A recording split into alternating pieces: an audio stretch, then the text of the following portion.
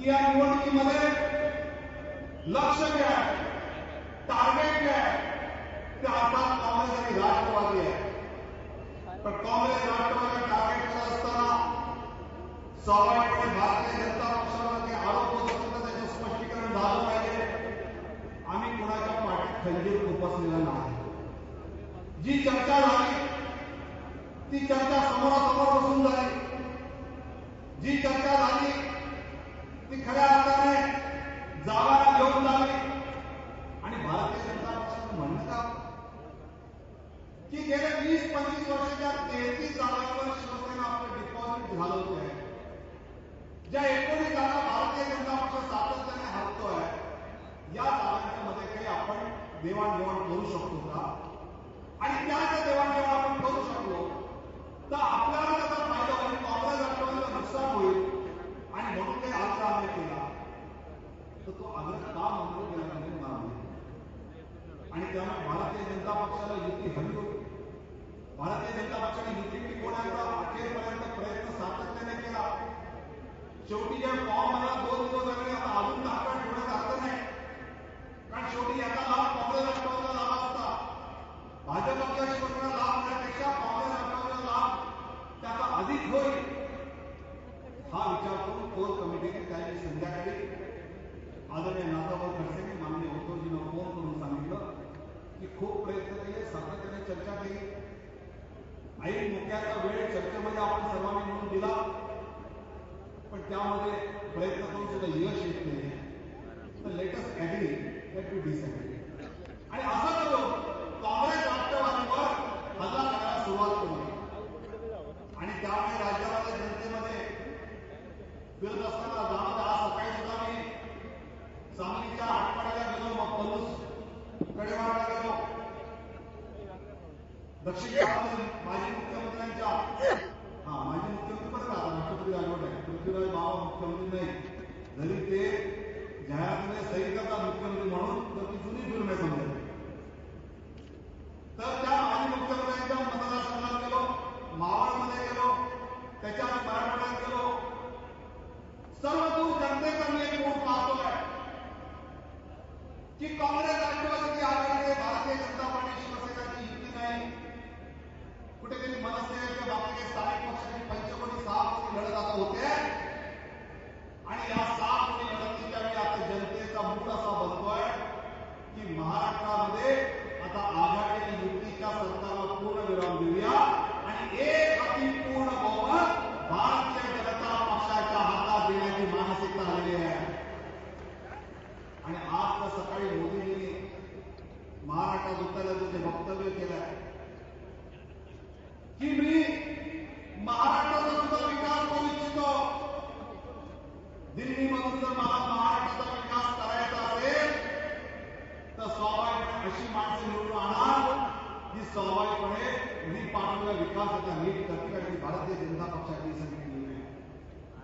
महाराष्ट्र मोठा भाऊ आहे, गुजरात हा छोटा भाऊ आहे.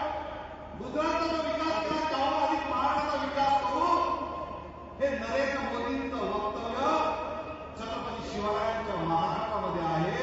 मला असं वाटतं आवश्यकता लोकांना यातून उत्तर पूर्ण मिळालं. आणि मोदीजींना काय छत्रपती शिवाजी महाराज निवडणुकीच्या वेळी आठवलं. गुजरातच्या सुरतमध्ये छत्रपती शिवाजी महाराजांचा पुतळा लावायला विरोध होत होता. का? तर छत्रपती शिवाजी महाराजांनी म्हणे सुरत. पण नरेंद्र मोदी मुख्यमंत्री झाल्यानंतर छत्रपती शिवाजी महाराजांचा मोठा पुतळा सुरतमध्ये लागला. त्यावेळी काय मोदींना असं माहित नव्हतं की अशी राज्याची स्थिती महाराष्ट्रात निर्माण होती. खऱ्या अर्थाने छत्रपतींचे अनुयायी असणारे मोदीजींनी पाहिलं. रायगडावर गेले, छत्रपती शिवाजी महाराजांच्या समाधीजवळ दर्शन घेतलं, मीडियाने फोटो काढले. आणि मग मोदीजींनी देवेंद्रजी मला सांगितलं की सगळे खाली 2 मिनिटं थांबतात. आणि मग मोदीजींनी डोळे बंद करून छत्रपती शिवाजी महाराजांच्या समाधीजवळ ध्यानस्थ झाले. 2 मिनिटं करता करता 15 मिनिटं झाली. शांत डोळे बंद करून मोदीजी छत्रपती शिवरायांच्या समाधीजवळ एक शक्ती प्राप्त होती.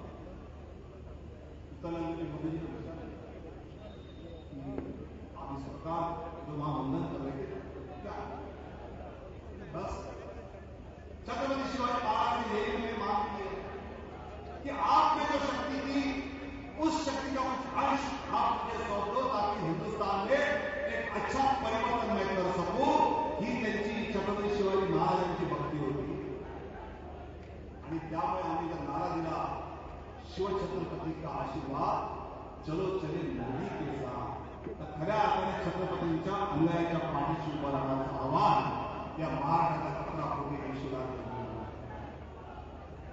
मला एवढंच आज मुंबईच्या जनतेला आवाहन करायचं आहे. प्रश्न अनेक आहेत, प्रश्न असंख्य आहेत आणि या सगळ्या प्रश्नाला सामोरं जात असताना नरेंद्रभाई मोदींचं मार्गदर्शन आम्हाला भारतीय जनता पार्टीच्या महाराष्ट्राच्या टीमला होणार आहे आणि त्यांच्या मार्गदर्शनाखाली महाराष्ट्राच्या टीम मधली तरुण मंडळी या राज्याचा कारभार हाकणार आहे. आणि मला असं वाटतं की जे जे प्रश्न आपल्या समोर आहेत, या राज्यावर 3 लाख कोटीचं कर्ज झालंय, तरुणांना रोजगार नाही, महिलांवर बलात्कार होत आहे, शेतकऱ्यांच्या आत्महत्या होत आहेत, 24 तास वीज मिळत नाही, अनुसूचित जातीच्या समाजाचा येणारा निधी 7,000 कोटी अन्यत्र वळवला गेला आहे. आदिवासींच्या विकास योजनेला भ्रष्टाचार चालला आहे आणि ज्या पद्धतीने गेल्या 15 वर्षांमध्ये काँग्रेस राष्ट्रवादी आघाडी सरकार चाललंय, 11,88,000 कोटीचा भ्रष्टाचार या काँग्रेस राष्ट्रवादीने केलेला आहे. या प्रत्येक पैशाचा हिशोब आम्ही निवडणुकीनंतर सरकार आल्यानंतर घेणार आणि ज्यांनी ज्यांनी भ्रष्टाचार केलाय त्या सगळ्यांना जेलमध्ये टाकल्याशिवाय राहणार नाही हे सांगून टाकतो. अजित पवार काल म्हणाले मुख्यमंत्र्यांनी गेल्या 15 दिवसामध्ये काही बिल्डर लोकांच्या सह्या केल्या आणि या ज्या फाईलवर सह्या केल्या त्यामध्ये अजित पवारांचा म्हणण्याचा भाव होता की अर्थपूर्ण व्यवहार झालेला आहे. आज या ठिकाणी घोषित करतो, देवेंद्रजी आपण सर्व समाजाला सांगितलं पाहिजे, आठवले साहेब आपण सर्वांना सांगितलं पाहिजे की हा जो उपमुख्यमंत्र्यांनी आरोप केला आहे की तत्कालीन मुख्यमंत्री पृथ्वीराज चव्हाण यांनी शेवटच्या 15 दिवसांमध्ये बिल्डर लोकांच्या ज्या सह्या केलेल्या आहेत त्याची एसआयटीच्या मार्फत आपण चौकशी पृथ्वीराज चव्हाणांची केली पाहिजे आणि दूध का दूध पाणी का पाणी जनतेसमोर आलं पाहिजे. आणि स्वतः कबूल देतात जर अजित पवारच्या फाईलवर सह्या केल्या असत्या तर जेलमध्ये गेला होता. याचा आता भ्रष्टाचाराला पाठीशी घालण्याची कबुली पृथ्वीराज बाबा दिली ना, त्याची फळं तुम्हाला भोगावी लागतील. आणि म्हणून मुंबईच्या जनतेला पुन्हा हे आवाहन करतो की आपण जे भरभरून लोकसभेला दिलाय, जो आपण भरभरून विश्वास भारतीय जनता पक्षाला दाखवला, जो आपण विश्वास नरेंद्रभाई मोदींना दाखवला, तसाच विश्वास आपण या निवडणुकीमध्ये भारतीय जनता पार्टी निपाय महायुतीच्यावर दाखवा. एवढं आवाहन करून माझं बोलणं संपवतो. धन्यवाद. जय हिंद, जय महाराष्ट्र.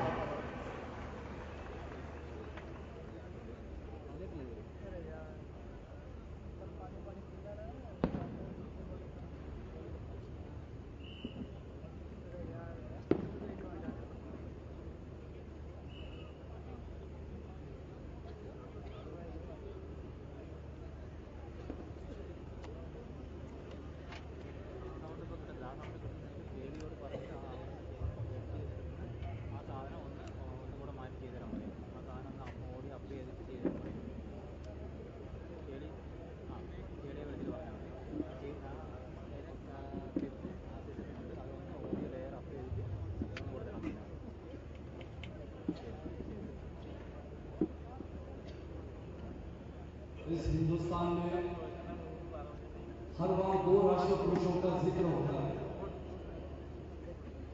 एक तो छत्रपति शिवाजी महाराज और इस हिंदुस्तान को जिन्होंने राज्य घटना दी,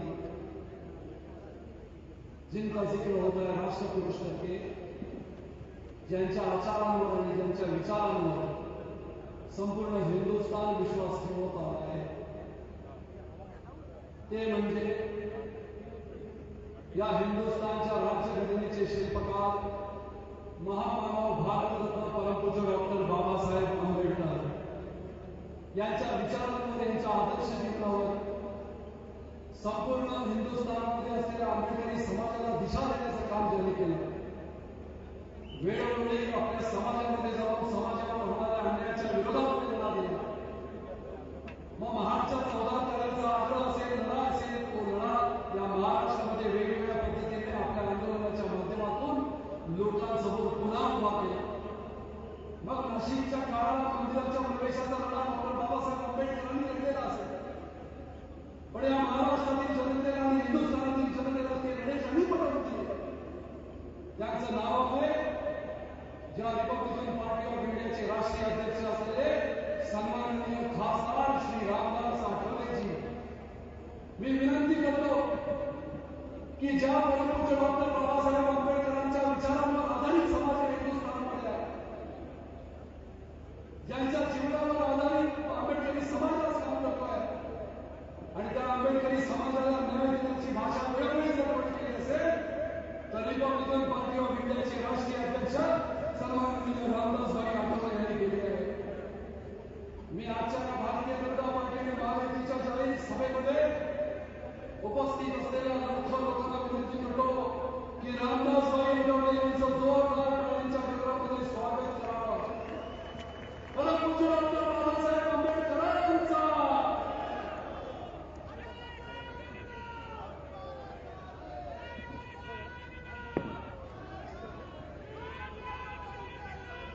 छत्रपती शिवाजी महाराज भारत रत्न डॉक्टर बाबासाहेब आंबेडकरांना अभिवादन करून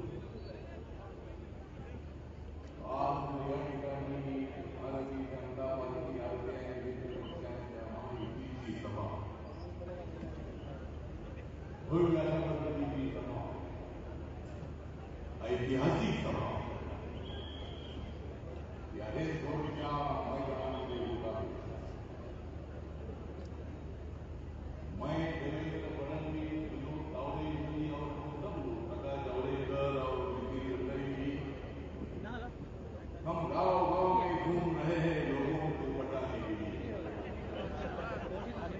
हम लोग गांव-गांव, गली-गली में घूम रहे हैं लोगों को पटाने के लिए. नरेंद्र मोदी यहाँ आ रहे हैं भ्रष्टाचार को मिटाने के लिए.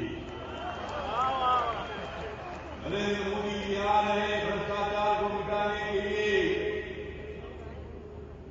और कांग्रेस और राष्ट्रवादी को 15-20 साल के लिए हटाने के लिए. आम्ही सर्वजण एकत्रित आलेलो. भीमशक्ती जी आहे, भीमशक्ती ही कुठे आहे हे तुम्ही आता पाहिलेलं आहे. भीमशक्तीवर आरपीआयवर योग्य निर्णय घेण्याची पाळी आली. आमचे मित्र बाजूला होऊ नये याची चिंता होती, पण हे जुने मित्र वेगळे झाले आणि मग माझ्यासह प्रश्न होता की काय तर कुणासोबत दोघे मित्र म्हणत होते की तुम्ही आमच्यासोबत आलं पाहिजे. मी अगोदर म्हणालो मी काय तुमच्यासोबत येत नाही, तुम्ही माझ्यासोबत या. दोघे मित्रच होते परंतु मला शेवटी नाही. उद्धवजी माझे मित्रच होते आणि देवेंद्र फडणवीस असो किंवा नितीन गडकरी असो, नरेंद्र मोदी साहेबांची माझे ते गुजरातचे मुख्यमंत्री होते त्यावेळेपासून त्यांची माझी ओळख आहे आणि मला काहीतरी मिळण्यापेक्षा माझ्या समाजाला केंद्रामध्ये नरेंद्र मोदींचं सरकार आहे. 10 वर्ष, 15 वर्ष, 20 वर्ष ते काही राहत नाही आणि मग दलितांना जर आर्थिक न्याय द्यायचा असेल, सामाजिक न्याय द्यायचा असेल, शैक्षणिक न्याय द्यायचा असेल आणि बाबासाहेब आंबेडकरांच्या घटनेचा भारत जर खरा उभा करायचा असेल तर भाजपला पाठिंबा दिला पाहिजे अशा पद्धतीची भूमिका मी माझ्या ठिकाणी. सगळेच माझे मित्र होते परंतु मी तुम्हाला एवढं सांगतो की नरेंद्र मोदी आणि आम्ही सर्वांनी हातात घेतलेलं आहे. नरेंद्र मोदी आणि आम्ही सर्वांनी हातात घेतलेला आहे झालो. 15 तारखेला पृथ्वीराज चव्हाण आणि अजित पवारांना मंत्रालयाच्या बाहेर काढू.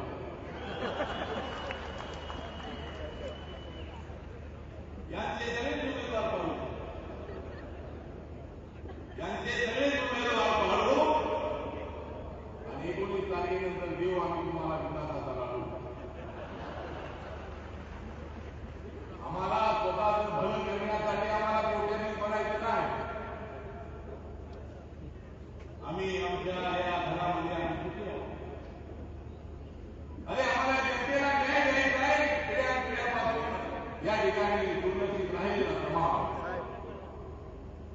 नरेंद्र मोदी काल अमेरिकेमध्ये जाऊन आले, जपानमध्ये जाऊन आले, नेपाळमध्ये जाऊन आले. गौतम बुद्धांना शांततेत असं मांडण्याचा प्रयत्न करतायत. काँग्रेसवाल्यांवर आरोप करतात, हे असेच आहे, ते तसेच आहे. पण मी भारतीय जनता पार्टीच्या नेत्यांना, कार्यकर्त्यांना सांगतो, या पण बाबासाहेब आंबेडकरांच्या संविधानातला भारत उभा करण्याचं वचन मला दिलेलं आहे. या देशातल्या सगळ्या जातीच्या धर्माच्या लोकांना न्याय मिळवून देण्याचं आपण ठरवलं आणि नरेंद्र मोदी यांनी विकासाची भूमिका मांडली. 1 ते 25 कोटी जनतेच्या विकासाची भूमिका आणि सरकार आता झालेलं आहे. एकदम विकासाच्या दिशेने आम्ही पुढे चाललो. या देशातल्या तमाम जनतेला न्याय द्यायचा, परंतु महाराष्ट्रातल्या जनतेला न्याय देण्यासाठी काय केलं पृथ्वीराज चव्हाणांनी, काय केलं अजितदादांनी, काय केलं रामांनी. अजून या ठिकाणी नरेंद्र दाभोळकरांच्या खुनाचे आरोपी आम्हाला सापडत नाही. काय करताय आपण, काय करताय तुम्ही सांगा आम्हाला. एका कार्यकर्त्या, एका नेत्याच्या अंधश्रद्धेच्या विरुद्ध सगळं जीवन खर्च करणारा नेता एक वर्ष होऊन गेलं तरी तुम्हाला ते आरोपी सापडत नाही. पृथ्वीराज चव्हाण हे जर सह्याद्री करणारे अशा पद्धतीचे मुख्यमंत्री आहे. त्यांनी विचार केला असेल की आता आपला वेळ संपलेला आहे, सह्या कशाला करायच्या आणि आता सगळ्या सह्या काही बघूया तुमचा मुख्यमंत्री कोण होते का कुणी व्हा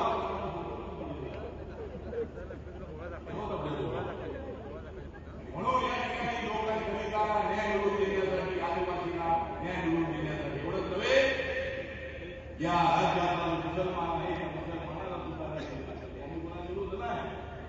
अरे जो या देशाचा नागरिक आहे त्याला न्याय देणं हे आपल्या सर्वांचं कर्तव्य आहे. आणि म्हणून नरेंद्र मोदींनी घेतलेल्या भूमिकेला पाठिंबा दिला. नरेंद्र मोदी आणि भारतीय जनता पार्टीने घेतलेल्या भूमिकेला पाठिंबा दिला. लोकसभेमध्ये असलेल्यापैकी एका नेत्याने निवडून आले. भारतीय जनता पार्टीला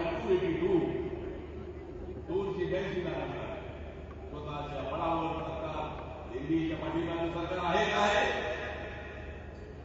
म्हणून पाहूया. आता 19 तारखेला 15 तारखेला तुम्ही सगळ्या आमचा हवामान हे जे कमळ आहे आणि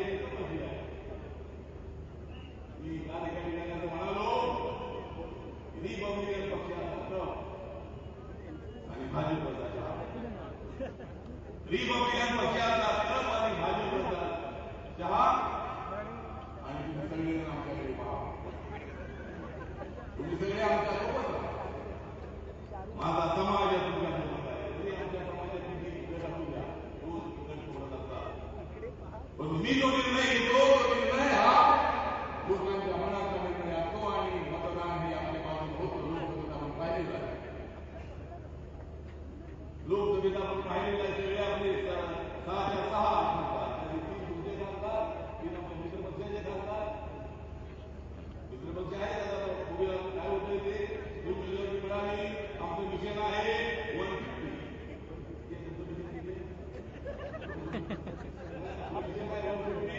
म्हणजे भाजप, आरपीआय, स्वाभिमानी शेतकरी संघटना, राष्ट्रवादी आणि शिवसंग्राम या मित्रपक्षाच्या महायुतीचं सरकार येणार. 15 जागा कमी करण्याचा आपल्या मित्रपक्षाला तुम्ही सुद्धा आमच्यासोबत आहे. म्हणून या ठिकाणी आम्हाला वाद करायचा नाही. आणि माझ्यामध्ये किती तरी टीका होत असली, रामनाम माझ्यावर टीका झाली म्हणून करा, एवढी करायची असेल तेवढी करा. तुम्ही माझ्यावर टीका एवढी करायची असेल एवढी करा तुम्ही माझ्यावर टीका. पण ती महत्वाची कशी ती माझ्यावर टीका ठीक आहे. आली असेल तर ठीक आहे. मी त्याच्याबरोबर जायला पाहिजे होतं, पण मला बरोबर एका ठिकाणी जायला पाहिजे होतं. दोन्ही ठिकाणी जाऊ शकत नव्हतो. तुम्ही दोघी एकत्र राहिला असता तर मी तुमच्यासोबत होतो. तुम्ही वेगळे झाल्यामुळे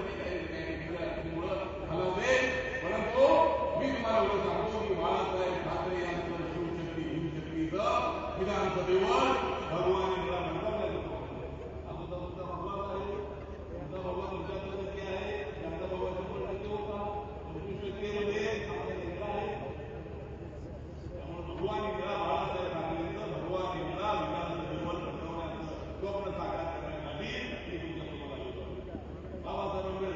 दलित आणि घाटामध्ये मुक्त करण्यासाठी मी तुमच्यासोबत आलेलो आहे. झोपडपट्टीच्या माणसाला न्याय देण्यासाठी, बेरोजगारांना रोजगार करून देण्यासाठी, मुंबईला एक अवाढव्य आणि जबरदस्त अशा पद्धतीची चांगली आर्थिक राजधानी बनवण्यासाठी आणि महाराष्ट्रातल्या खेड्यापाड्यातल्या गोरगरिबांना न्याय देण्यासाठी आम्ही आपल्यासोबत आलेलो आहोत. आपलं सरकार आलं की आम्ही 5 वर्षामध्ये आमचा जो जाहीरनामा आहे त्या जाहीरनाम्यामध्ये वचननाम्यामध्ये आमची वचन आहे ती वचन आम्ही पाळण्याचा प्रयत्न करणार आहोत. आणि या निवडणुकीमध्ये काँग्रेस राष्ट्रवादीला जबरदस्त अशा पद्धतीचा धडा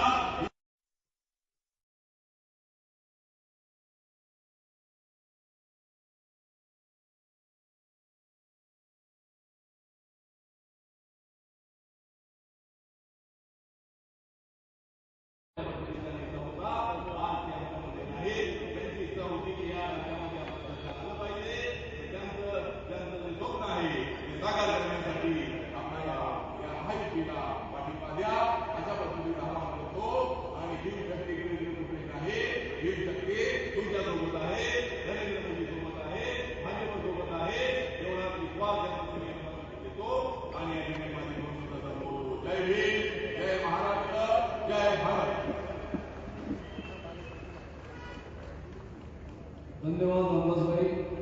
प्रधानमंत्री जी का आगमन थोड़ी ही देर में होने वाला है. भारतीय जनता पार्टी महाराष्ट्र के अध्यक्ष सम्माननीय विधायक श्री देवेंद्र फडणवीस जी को मैं आमंत्रित करता हूं कि इस विशाल सभा को संबोधित करें. सम्माननीय श्री देवेंद्र फडणवीस.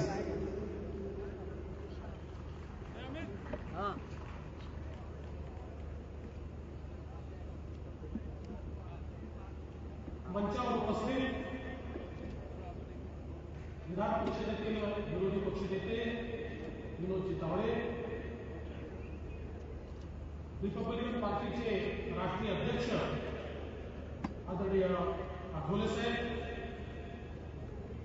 सन्माननीय जावडेकरजी, मंचावर उपस्थित सर्व खासदार, आमदार, उमेदवार, मुंबईचे अध्यक्ष आशिष शेलार, या ठिकाणी उपस्थित महायुतीतील सर्व पदाधिकारी आणि उपस्थित सर्व मुंबईकर भगिनी आणि बंधूंनो, माननीय मोदीजी थोड्याच वेळात या ठिकाणी येणार आहेत आणि आपण सर्व लोक त्यांचे विचार ऐकण्याकरता या ठिकाणी उत्सुक आहात. खरं म्हणजे महाराष्ट्रामधली ही निवडणूक एक वेगळ्या प्रकारची निवडणूक आहे. मला अलीकडच्या काळात पत्रकार विचारतात की भारतीय जनता पार्टी स्वतःच्या भरोश्यावर निवडणूक लढते, तुम्हाला यातलं आव्हान वाटत नाही का? मी पत्रकारांना सांगतो, हे आव्हान नाही आहे, ही संधी आहे. आणि ती संधी केवळ भारतीय जनता पक्षाकरता नाही आहे, महाराष्ट्राकरता आहे. कारण महाराष्ट्राला, या महाराष्ट्रामध्ये आता 3 पायाची शर्यत नको आहे. भारतीय जनता पार्टीच्या नेतृत्वामध्ये आमच्या सगळ्या मित्रांना सोबत घेऊन एका पक्षाचं सरकार जे वेगानं धावू शकेल, जे मोदीजींसोबत धावू शकेल, अशा प्रकारचं सरकार जनतेला हवं आहे. आणि आव्हान नाही आहे, संधी आहे. आणि जनतेला संधी कशी वापरायची ते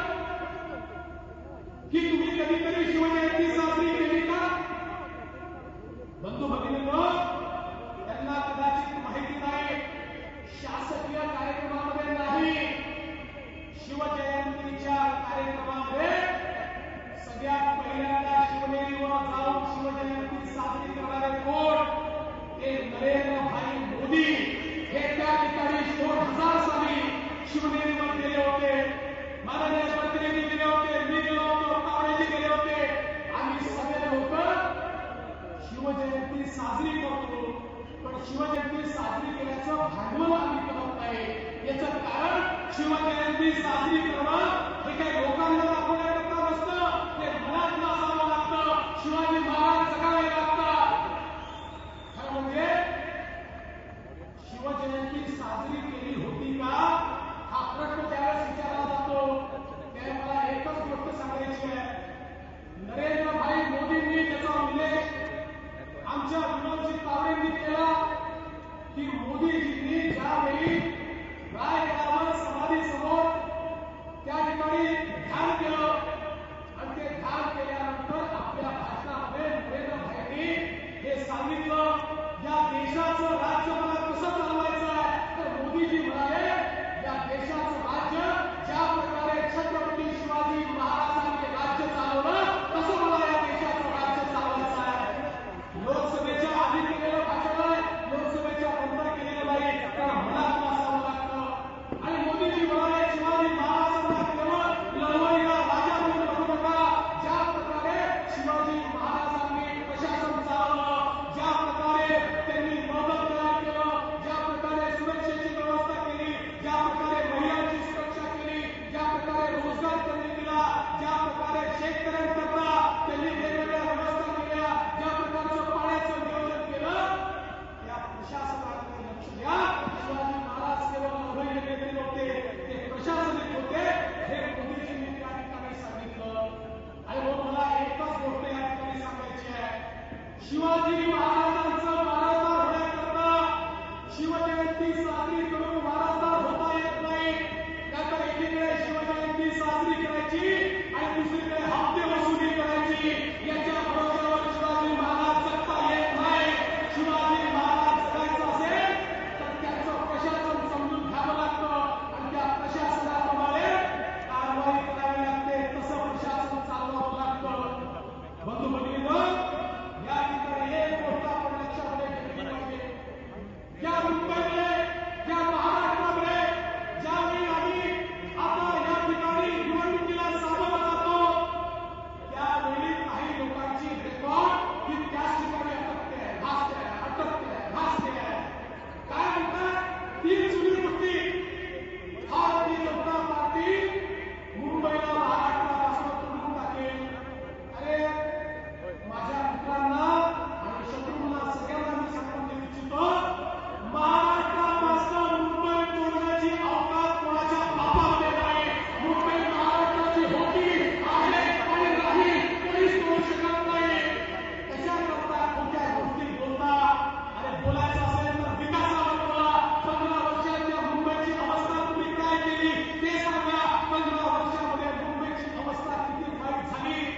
पूर्वी मी दिल्लीला जायचो, गव्हर्नमेंट साली तर मला आनंद वाटायचा, माझं मुंबई किती पुढे आहे. मला वाटायचं की दिल्ली जरी राहून खाली असली तरी माझ्या मुंबईचं वैभव हे काय सुंदर आहे. पण आज मुंबईची अवस्था काय आहे. आज मुंबई एकीकडे बकाल होते आहे. प्रत्येक दुसरा व्यक्ती मुंबईचा हा झोपडपट्टीमध्ये राहतो. मुंबईतलं ट्रान्सपोर्टेशनची व्यवस्था असेल, मुंबईच्या एमआर रिजन आणि मुंबईमध्ये घरांची व्यवस्था असेल, या कुठल्याच गोष्टी गेल्या 15 वर्षात झाल्या नाही. आज मुंबईची सगळ्यात महत्त्वाची समस्या काय आहे. ती गव्हर्नन्सची समस्या आहे.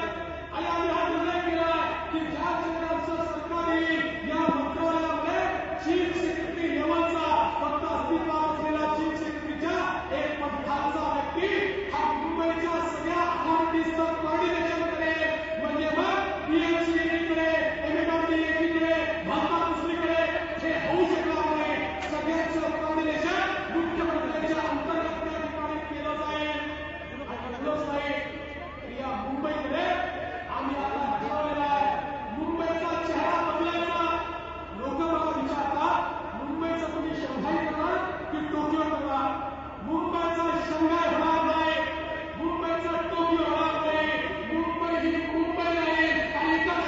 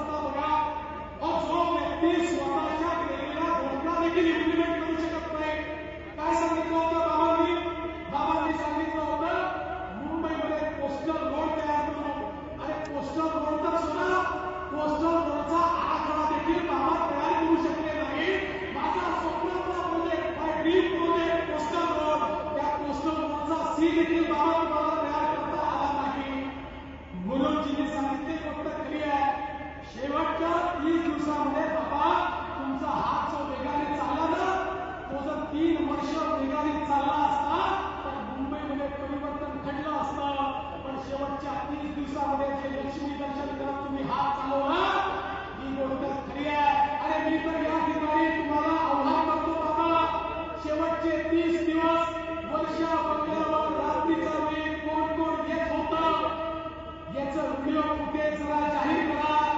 आणि त्यासोबत कोणाकोणाच्या फायली सह्या झाल्या याचा देखील आढावा जाहीर करा. संपूर्ण महाराष्ट्रातल्या जनतेला समजून जाईल जे स्वच्छ कारभार तुम्ही आपल्या जाहिरातीमध्ये सांगता त्या कारभारात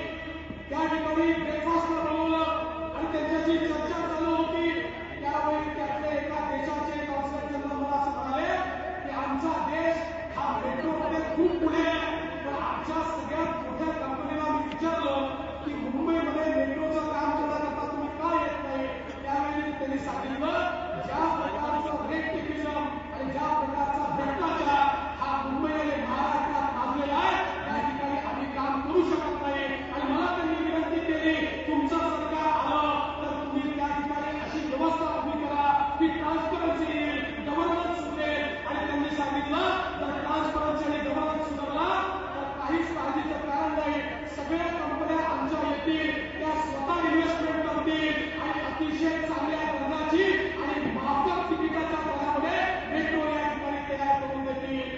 जगभरातले लोक येण्यास उत्सुक आहे, पण आपली अडचण अशी आहे की त्यांना जागा द्यायला आपण तयार नाही. याचं कारण आपले वेस्टेड इंटरेस्ट आहे, आपलं रेटिंग आहे, आपलं करप्शन आहे. आज या मुंबईमध्ये ज्यावेळी 2008 साली हमला झाला आणि 26/11 नंतर या महाराष्ट्राच्या सरकारनं घोषित केलं मुंबईमध्ये सीसीटीव्ही कॅमेऱ्याचं संपूर्ण नेटवर्क आम्ही उभं करू.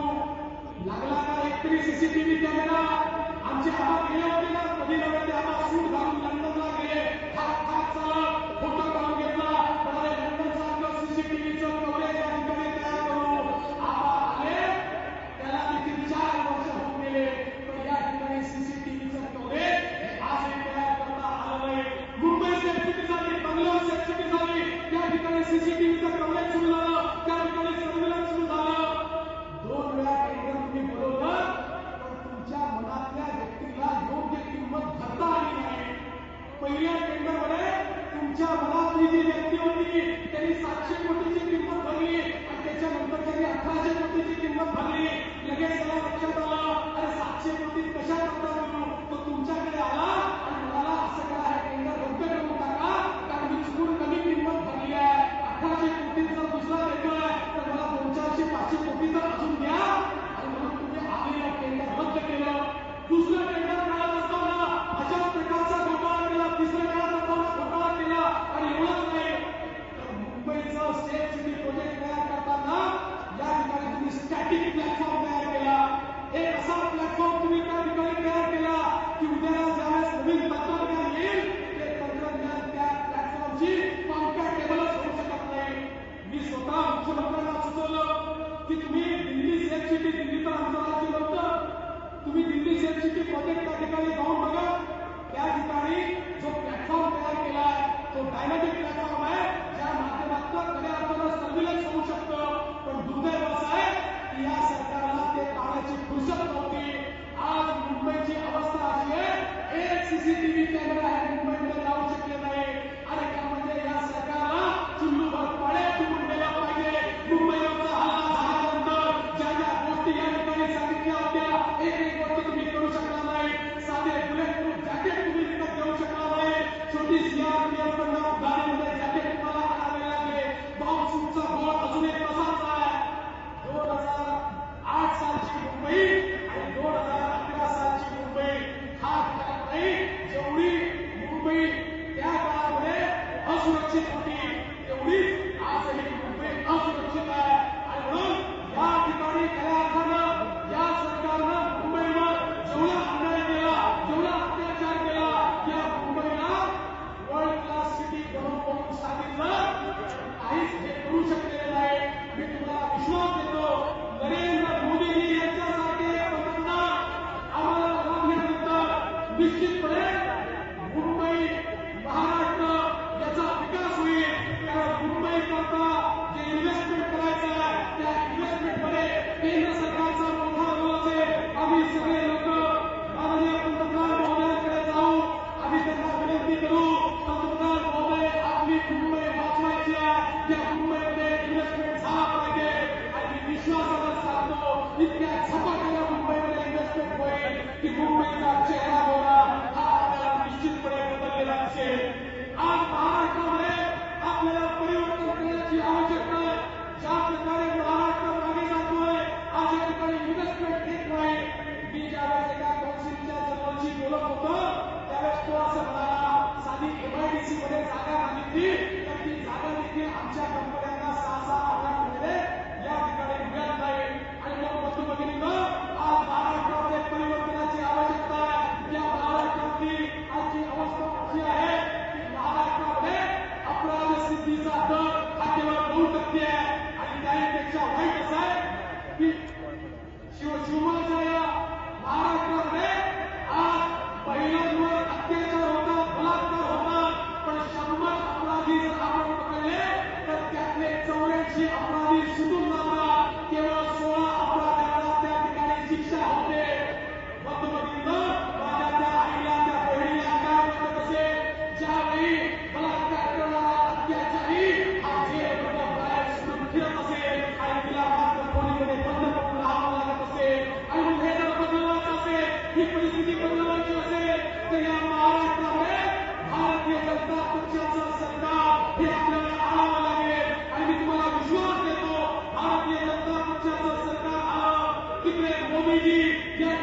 भारतीय जनता पार्टी परिवर्तन होईल, महाराष्ट्रामध्ये मुंबईमध्ये तुमच्यामध्ये परिवर्तन होईल आणि मोदीजींना साथ द्या, छत्रपतींचा आशीर्वाद चला देऊ मोदींना साथ. एका माझ्यासोबत सगळ्यांना छत्रपतींचा आशीर्वाद. अशा आवाजाने साथ देता येत नाही, जरा मनात बोला, छत्रपतींचा आशीर्वाद, छत्रपतींचा आशीर्वाद चला देऊ मोदींना साथ. धन्यवाद. जय हिंद, जय महाराष्ट्र.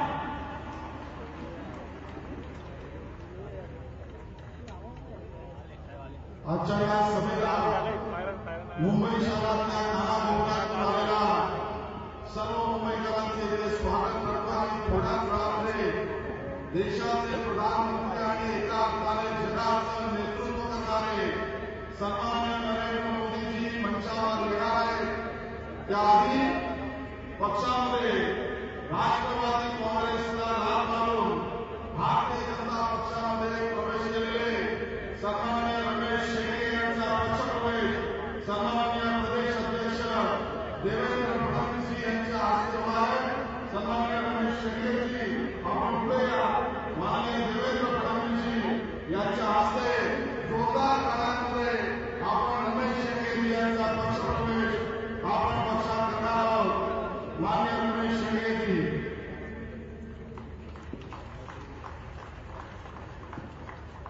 आजच्या या सभेला अलोट गर्दी आलेली आहे.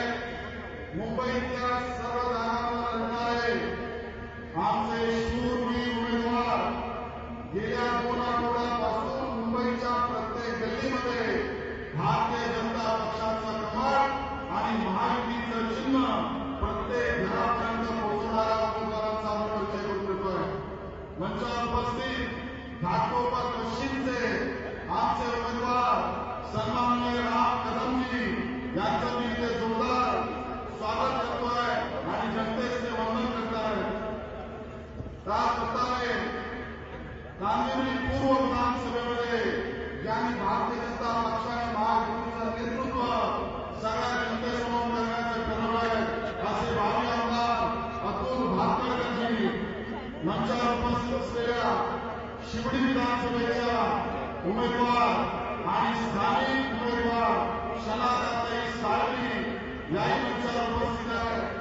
दिग्दोशी विधानसभेत भारतीय जनता पक्षाचं नेतृत्व जे अति महत्वपूर्ण उदाहरण करतायत असे सन्माननीय मोहन कंबोजी हे सुद्धा मंचावर उपस्थित झालेले आहेत.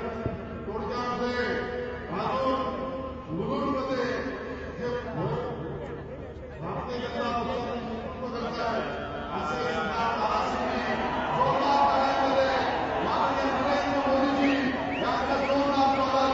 नरेंद्र मोदी आप आगे बढ़ो, नरेंद्र मोदी आप आगे बढ़ो. देश का नेता कैसा हो, देश का नेता कैसा हो, नरेंद्र मोदी जी आगे बढ़ो. देश का नेता कैसा हो, छत्रपतींचा आशीर्वाद, छत्रपतींचा आशीर्वाद. मी आता विनंती करतोय देशाचं नेतृत्व करणारे आणि केंद्रीय मंत्री माननीय नितीनजी गडकरी आणि देशाचे प्रधानमंत्री माननीय नरेंद्र मोदीजी यांना नरेंद्र मोदीजी शिवछत्रपतींच्या प्रतिमेला पुष्पहार अर्पण करून शिवछत्रपतींसमोर नतमस्तक होऊन देशावर राज्य करण्याच्या दिशेने आणि जगासमोर भारताची प्रतिमा उंचावण्यासाठी माननीय नरेंद्र मोदीजी शिवछत्रपतींना छत्रपतींचा आशीर्वाद. माननीय नितीनजी गडकरी परमपूज्य डॉक्टर बाबासाहेब आंबेडकर यांच्या प्रतिमेला माल्यार्पण करतील. परमपूज्य डॉक्टर बाबासाहेब आंबेडकरांचा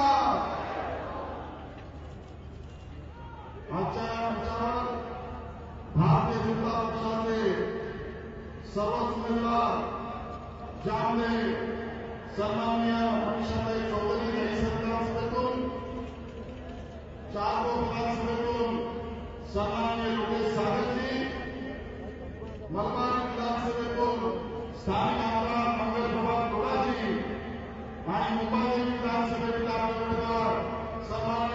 शहाजी, मंचावर उपस्थित भायखळा विधानसभेचे उमेदवार सन्माननीय अमित चव्हाण, घाटकोपर पूर्वचा बुलंद आवाज सन्माननीय प्रकाशभाई मेहता, वरळी विधानसभेचे युवा नेतृत्व सन्माननीय सुनील राणेजी, जोगेश्वरी विधानसभेत नेतृत्व करणारे आपल्या नगरसेविका उमेदवार उज्ज्वलताई मोडक, खेरवाडी वांद्रेपूर्व विधानसभेचे नेतृत्व युवा नेतृत्व महेश पारकर आणि पार्ला विधानसभेतून आपलं नेतृत्व करणारे युवा नेता प्रकाश डवळेजी, कुर्ला विधानसभेतून कामगारांचा आवाज महाराष्ट्राच्या विधानसभेवर विजय कांबळेजी आणि कलिना विधानसभेत सन्माननीय अमरजीत सिंग, मालाड पश्चिम विधानसभेत डॉक्टर राम मारोडजी आणि महाराष्ट्र विधानसभेचा बुलंद आवाज माजी आमदार हेमेंद्र मेहताजी, अंधेरी पश्चिम विधानसभेत एक युवा नेतृत्व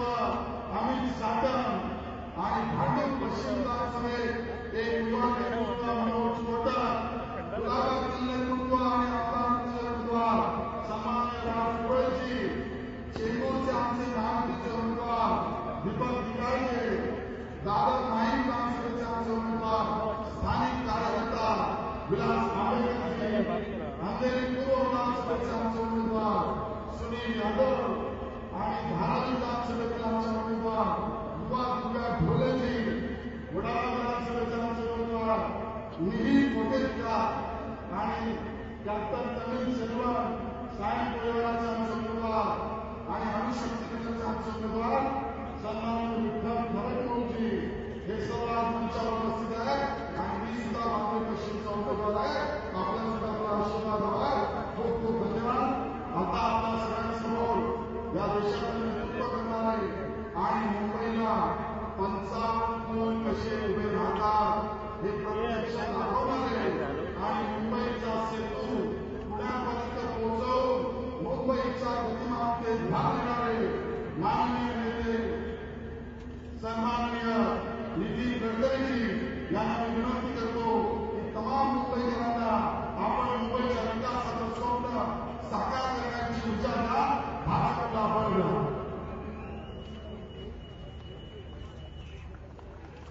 हमारे देश के लोकप्रिय प्रधानमंत्री और हमारे सबके नेता आदरणीय नरेंद्र भाई, भारतीय जनता पार्टी के अध्यक्ष देवेंद्र जी, रामदास जी, विनोद जी, प्रकाश जी, मंच पर उपस्थित सभी भारतीय जनता पार्टी के नेतागण, मुंबई के अध्यक्ष आशीष शेलार जी, सभी हमारे उम्मीदवार और उपस्थित भाई और बहन, महाराष्ट्र के इतिहास का एक बहुत महत्वपूर्ण चुनाव, क्योंकि महाराष्ट्र बहुत कठिन दौर से गुजर रहा है. महाराष्ट्र को 3 लाख करोड़ का कर्जा है और ब्याज और कर्जा जब देना शुरू हुआ तो विकास के लिए कोई निधि मिल नहीं सकता. ऐसी महाराष्ट्र की आर्थिक हालत. महाराष्ट्र में 70,000 करोड़ रुपए सिंचाई के लिए खर्चा हुए, पर महाराष्ट्र की कांग्रेस और राष्ट्रवादी कांग्रेस सरकार ने जो श्वेत पत्रिका निकाली है उसमें कहा है कि केवल 0.01% सिंचाई हुई. जो पहले नंबर पर महाराष्ट्र था वो 6वें नंबर पर गया. गुजरात उससे पीछे था. और नरेंद्र भाई के नेतृत्व में गुजरात के मुख्यमंत्री के नाते उन्होंने विकास की राजनीति की. गुजरात आज देश में पहले नंबर पर है. हमारे देश के कृषि मंत्री महाराष्ट्र से थे. मध्य प्रदेश की सरकार ने, जो भारतीय जनता पार्टी की सरकार है, उन्होंने कृषि विकास का 24% पर लेकर गए और हमारे महाराष्ट्र में कृषि विकास का दर ये माइनस था, अब 3% पर होगा. महाराष्ट्र अगर प्रसिद्ध है तो किसानों ने आत्महत्या देश में सबसे ज्यादा महाराष्ट्र में की, इसलिए और इसलिए बहनों और भाइयों, कांग्रेस और राष्ट्रवादी कांग्रेस की सरकार ने महाराष्ट्र को लूटने का काम किया है. लक्ष्मी दर्शन कार्यक्रम में केवल जोरों से चला और इसलिए मैं आपको बताना चाहता हूं, याद दिलाना चाहता हूं कि जब भारतीय जनता जनता पार्टी और शिवसेना का शासन था तब इस मुंबई में 55 उद्यान को बनाने का काम हमने उस समय किया। और आपको पता होगा कि जो सरकारी कीमत थी वो 1800 करोड़ रुपए थी, हमने केवल 1000 करोड़ रुपए में पुलों का काम पूरा करके 800 करोड़ रुपए की बचत की। मुंबई पुणे एक्सप्रेस हाईवे बना जिसकी कीमत लोएस्ट टेंडर 3600 करोड़ रुपए का था, वो एक्सप्रेस हाईवे हमने 1600 करोड़ रुपए में पूरा करके देश के मुंबई के और महाराष्ट्र की जनता के 2000 करोड़ रुपए बचाए। जो वर्ली बांद्रा सीलिंग प्रोजेक्ट था, आधा प्रोजेक्ट हमारे समय पूरा हुआ। उस ब्रिज का काम हमने हिंदुस्तान कंस्ट्रक्शन कंपनी को 420 करोड़ रुपए में दिया था और बाद में 15% काम हमारी सरकार की तरह पूरा हुआ। और जब हमारी सरकार गई, कांग्रेस राष्ट्रवादी कांग्रेस की सरकार आई, ये सरकार ऐसी 420 सरकार निकली, इन्होंने 420 करोड़ का काम 1800 करोड़ रुपए तक किया। आज मुंबई समस्या से घिरी हुई, Worli Bandra sea link project animal plant तक जाने वाला था, उसके टेंडर निकल गए, पर वर्ली बांद्रा सीलिंग प्रोजेक्ट का एक लंबी शुरू हुई। मैंने महाराष्ट्र के सरकार को सुझाव दिया कि मैं केंद्र में मंत्री हूं, मुंबई के रिंग रोड का काम पूरा करने के लिए तैयार हूं। जेएनपीटी से बीपीटी तक 6 लेन की, उसको हम 4 लेन 8 लेन की करें, जेएनपीटी से बीपीटी तक बनाने के लिए तैयार है। और वर्ली बांद्रा सीलिंग जो प्रोजेक्ट है वो वर्ली से आगे नरीमन पॉइंट तक और उस बांद्रा से लेकर आगे विरार तक कुछ जगह अंडरग्राउंड और कुछ जगह ऊपर से ले जाने के लिए तैयार, और उस बांद्रा से लेकर आगे विरार तक कुछ जगह अंडरग्राउंड और कुछ जगह ऊपर से ले जाने के लिए तैयार है। बड़ौदा से मुंबई तक हम एक्सप्रेस हाईवे बना रहे हैं और निश्चित रूप से उस एक्सप्रेस हाईवे को एक रिंग रोड बनाकर वहीं से हम लोग जेएनपीटी तक अंडरग्राउंड टनल से थाना के नीचे से जाने के लिए तैयार है और जेएनपीटी और बीपीटी टनल उसको जोड़ देंगे तो मुंबई के लिए रिंग रोड बन जाएगा। ये काम करने के लिए हमारी डिपार्टमेंट तैयार है, ये पर सरकार हमको अनुमति देने के लिए तैयार नहीं। बीपीटी हमारे मुंबई का अभिमान है, पर आज मुंबई में ट्रैफिक जाम का प्रश्न है। बीपीटी में जो हमारा टर्मिनल है जिसमें क्रूड ऑयल और पेट्रोल आता है, जिससे 60% टर्नओवर चलता है, वो तो हम रखेंगे, पर बीपीटी की एक भी फीट जमीन किसी बिल्डर को नहीं बेचेंगे। तो बीपीटी की जगह पर जो मुंबई हमारा वर्ल्ड का कमर्शियल कैपिटल है, पूरी दुनिया के लोग मुंबई में आते हैं, इतना अच्छा इंटरनेशनल स्टैंडर्ड का कन्वेंशन सेंटर और बीपीटी से टर्मिनल बनाकर हम मुंबई में जलवाहतुक शुरू करना चाहते हैं। मुंबई के मेट्रोपॉलिटन एरिया में कल्याण से लेकर ठाणे से लेकर हम लोग इस प्रकार की जलमार्ग वाहतुक करना चाहते हैं कि मुंबई के लोकल के ऊपर जो जितनी बड़ी भीड़ होती है वो कुछ कम हो सके। बहनों और भाइयों, हमारी केंद्र की सरकार ने सी प्लेन को अनुमति दे दी है, पानी में उतरने वाले जहाजों को हमने परमिशन दी है। आज मुंबई के टूरिज्म को बढ़ाना है, मुंबई का विकास करना है, पर महाराष्ट्र के कांग्रेस और राष्ट्रवादी कांग्रेस की सरकार ने मुंबई का विकास नहीं किया। मुख्यमंत्री तो ऐसे थे कि कोई निर्णय नहीं करते थे। पहली बार टीवी पर कांग्रेस की जाहिरात में हमको मुख्यमंत्री की सिग्नेचर देखने के लिए मिली। वो कागज पर 2 बार पेन रखते थे, 2 बार अंदर रखते थे। कांग्रेस के लोग ही कहते कि उन्होंने किसी कागज पर कभी सिग्नेचर ही नहीं की। अकार्यक्षम, निष्क्रिय, निर्णय न करने वाली भ्रष्ट सरकार, यही इस सरकार की प्रतिमा है। नरेंद्र मोदी जी के नेतृत्व में हमारी सरकार ने प्रधानमंत्री जनधन योजना शुरू की और 4.5 करोड़ लोगों के बैंक अकाउंट खोले। इतना ही नहीं तो उनको 30,000 रुपए का लाइफ इंश्योरेंस और 1 लाख रुपए का एक्सीडेंट इंश्योरेंस दिया और 5,000 रुपए का डेबिट कार्ड उनको मिलने वाला है और उसमें अगर व्यवहार ठीक करेंगे तो उनको उसी से पैसा मिल सकता है अपने उद्योग और व्यवसाय के लिए। प्रधानमंत्री अमेरिका गए और पहली बार दुनिया के इतिहास में प्रधानमंत्री का जिस प्रकार से स्वागत अमेरिकन जनता ने किया, पूरे भारतीयों की मान, गर्दन बहुत अभिमान से उठ गई। इतना बड़ा स्वागत उनका अमेरिका में हुआ। अब देश बदल रहा है, देश में नई नीतियां आ रही है। जो महंगाई 18.86% इन्फ्लेशन का रेट था, वो नरेंद्र मोदी जी के नेतृत्व में 4.84 पर आया है।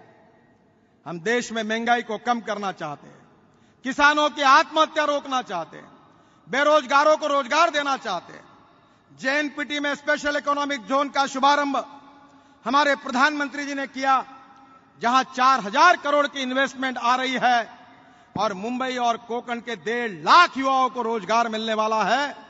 जो काम नरेंद्र भाई के नेतृत्व में हमने शुरू किया, इस देश के बेरोजगारों को रोजगार मिले, देश का विकास हो और हमारा मुंबई शहर भी दुनिया हिंदुस्तान में नंबर 1 का शहर बने। केवल हिंदुस्तान में नहीं तो केवल शंघाई बनाने की बात करके नहीं होगा, तो वर्ल्ड का एक अच्छा शहर मुंबई को हमारी सरकार बनाना चाहती है। मैं आपको विश्वास के साथ बताना चाहता हूं कि छत्रपति शिवाजी महाराज के मन में जो शिवशाही थी, वो महाराष्ट्र में हमको लाना है। नरेंद्र भाई शिव भक्त है। जब सूरत में छत्रपति शिवाजी महाराज की प्रतिमा खड़ी करने का सवाल उठा, तो वहां के कुछ लोगों ने विरोध किया और कहा कि छत्रपति शिवाजी महाराज ने सूरत लूटी थी, इसलिए उनकी प्रतिमा हम यहां खड़ी नहीं होने देंगे। पर नरेंद्र भाई ने अपने नेतृत्व में पूरी ताकत लगाकर यह कहा कि छत्रपति शिवाजी महाराज हमारे प्रेरणा स्रोत है, और सूरत में छत्रपति शिवाजी महाराज की प्रतिमा भी खड़ी की और गुजरात के मुख्यमंत्री के नाते उसका अनावरण किया। यह उदाहरण उन्होंने अपने शिव भक्ति का उदाहरण उन्होंने पेश किया है। छत्रपति शिवाजी महाराज हमारे महाराष्ट्र का दैवत है। हम सब उनको भगवान के रूप में मानते हैं। डॉक्टर बाबा साहब अंबेडकर हमको सामाजिक न्याय, आर्थिक और सामाजिक न्याय, ये जो विचार है हमको बाबा साहब अंबेडकर जी ने दिया है। महात्मा ज्योतिबा फुले, जिनकी समानता का विचार का हम अनुकरण करते हैं, पर कांग्रेस और राष्ट्रीयवादी कांग्रेस ने केवल जातिवाद और सांप्रदायिकता की राजनीति की है। केवल यही बात बार बार दोहरा रहे और भारतीय जनता पार्टी को और नरेंद्र भाई को मुसलमानों के विरोधी है, जातिवादी है, सांप्रदायिक है, ऐसा प्रचार कर रहे हैं। यही राष्ट्रवादी कांग्रेस है। एक तरफ मराठा आरक्षण को नारायण राणे जी और शरद पवार समर्थन करते हैं और उधर भुजबल साहब ओबीसी का झंडा लेकर इसका विरोध करते हैं। एक तरफ पीचड़ साहब आदिवासी का नेतृत्व करके धनगर समाज के खिलाफ अगाड़ी खोलते हैं और दूसरी ओर धनगर समाज को आरक्षण देने की बात शरद पवार करते हैं। केवल तबला और डगले डब्बे दोनों पर हाथ लगाकर ये एक दुहेरी राजनीति करना चाहते हैं। हम जातीयवाद और सांप्रदायिकता के राजनीति से महाराष्ट्र को मुक्त करना चाहते हैं और नरेंद्र भाई के नेतृत्व में विकास की राजनीति करना चाहते हैं। अब देश को एक पावरफुल इंजन लगा है। मैं आपसे अनुरोध करूंगा कि भारतीय जनता पार्टी को एक छत्री सत्ता दीजिए और मुंबई में डबल इंजन लगा दीजिए हमारे गाड़ी को। नरेंद्र भाई के नेतृत्व में विश्वास के साथ आपको बताना चाहता हूं कि जो 25 साल में महाराष्ट्र का विकास नहीं हुआ, वो 5 साल में हम करके दिखाएंगे। यही विश्वास मैं आपको देना चाहता हूं। मैं फिर से एक बार आपसे प्रार्थना करता हूं कि 15 साल भ्रष्टाचार का विश्व रिकॉर्ड हुआ, 15 साल महंगाई का विश्व रिकॉर्ड हुआ, 15 साल निर्णय लेने का रिकॉर्ड हुआ।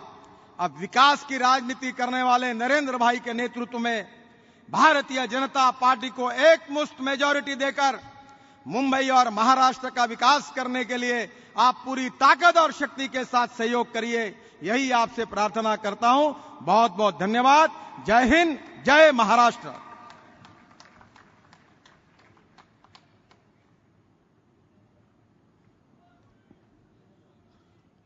भारतीय जनता पक्षाचं आणि महायुतीचं नेतृत्व या मंचावरून मुंबईला आश्वासित करत आहे की या मुंबई सहित महाराष्ट्राच्या दुःखाला एका अर्थाने सुखात रूपांतरित करण्याचं काम मंचावर उपस्थित असलेल्या सगळ्या नेतृत्वाने करण्याचा विडा उचलला आहे। आणि म्हणून या सर्वाचं नेतृत्व देश पातळीवर देशाचे प्रधानमंत्री माननीय नरेंद्र मोदीजी करतायत। त्यांचं या मुंबई शहरात आणि महाराष्ट्राच्या पवित्र भूमीत स्वागत प्रदेशाचे भारतीय जनता पक्षाचे अध्यक्ष सन्माननीय देवेंद्र फडणवीसजी आणि विरोधी पक्षनेते सन्माननीय विनोद तावडेजी हे पुष्पगुच्छ देऊन तमाम 1,40,00,000 मुंबईकरांच्या वतीने पुष्पगुच्छ देऊन या पवित्र भूमीत जोरदार स्वागत करीत आहेत। छत्रपतींचा आशीर्वाद. त्याच पद्धतीने आता आपल्याला ज्यांनी मार्गदर्शन केलं आणि या महाराष्ट्राचं चित्र एका अर्थाने विकसित महाराष्ट्र करण्याचं स्वप्न स्वतःच्या उराशी बाळगून सातत्याने सेवाव्रती काम करणारे माननीय नितीनजी गडकरी यांचंही स्वागत सन्माननीय देवेंद्र फडणवीसजी आणि विनोद तावडेजी हे पुष्पगुच्छ देऊन या सभेमध्ये मुंबई आणि महाराष्ट्राच्या वतीने करत आहेत. या सभेमध्ये ज्यांनी राष्ट्रवादीला लात मारून आणि धनगर समाजाचं एका अर्थाने नेतृत्व या महाराष्ट्रामध्ये केलंय आणि करतायत असे सन्माननीय माजी आमदार रमेश शेंडगेजी हे पुष्पगुच्छ देऊन माननीय प्रधानमंत्रीजी यांचं संपूर्ण धनगर समाजाच्या वतीने आणि समाजाच्या वतीने या महाराष्ट्रात रमेश शेंडगेजी स्वागत करतायत. दलित समाजाचं नेतृत्व जे चळवळीतनं उभं राहिलंय आणि चळवळीतनं उभं राहिलेलं नेतृत्व आज पूर्ण महाराष्ट्रातल्या दलित समाजाचे आवाज देशभरातल्या लोकांसाठी बनतंय असं माननीय खासदार रामदास आठवलेजी हे महायुतीच्या वतीने माननीय नरेंद्र मोदीजी यांचं स्वागत करतायत.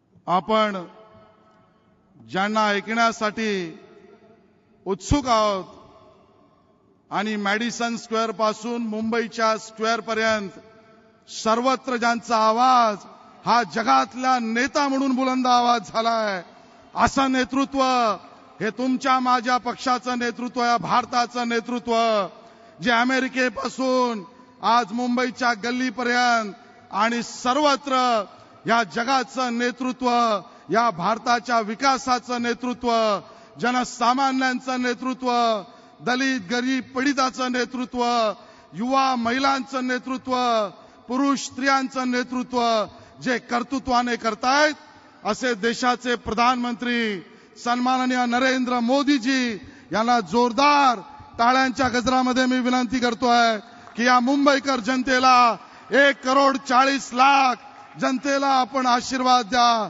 आणि यांचं नेतृत्व करा. सन्माननीय नरेंद्र मोदीजी.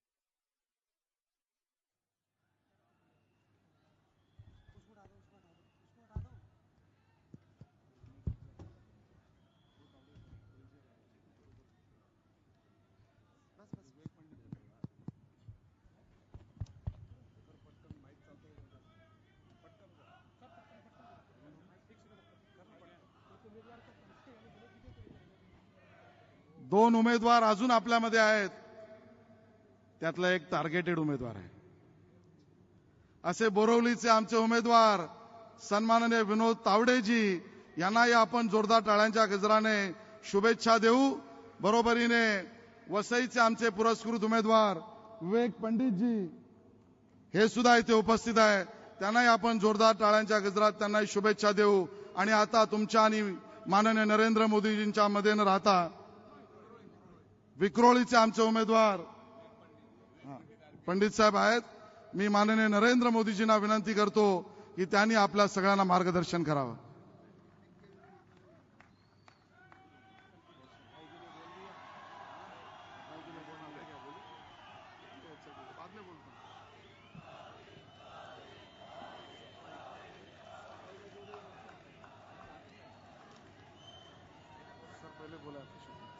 पहले भाषण में बोला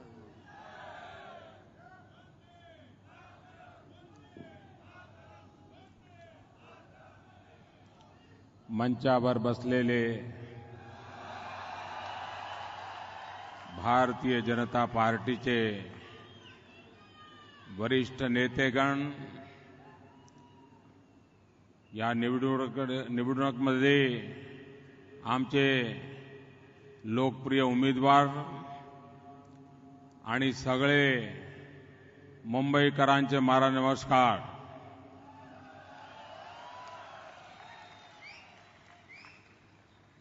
शिव छत्रपतींच्या पवित्र भूमीला मी वंदन करतो.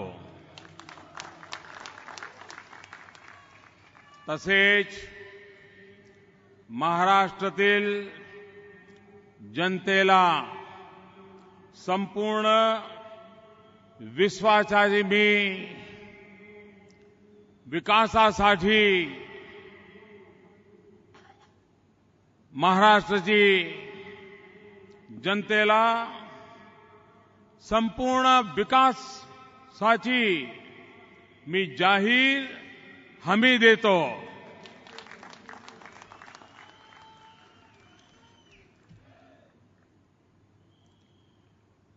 मैं आज बीड से मैंने चुनाव प्रचार का प्रारंभ किया. कल विजयादशमी का पर्व मनाया और आज विजय का संदेश लेकर के छत्रपति महाराज की इस पवित्र भूमि पर मुझे आने का सौभाग्य मिला है.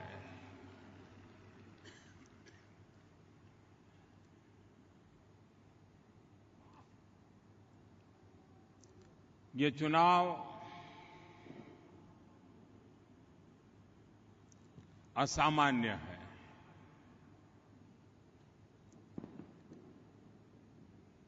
ये मुंबई एक ऐसी नगरी है जिसने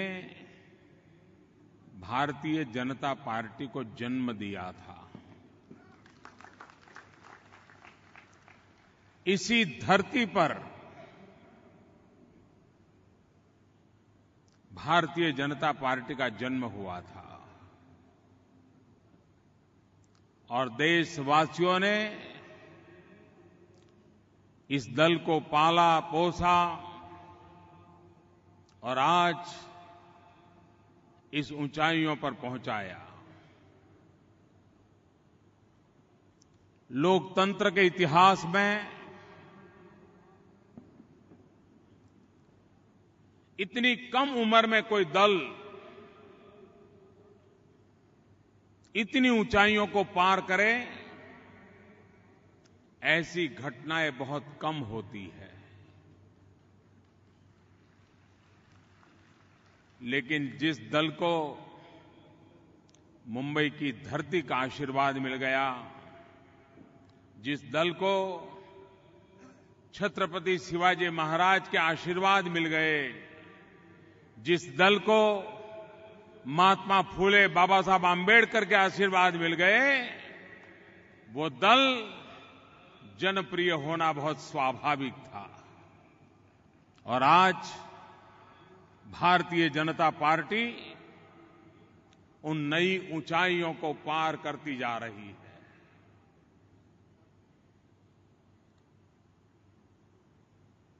पंद्रह साल का काल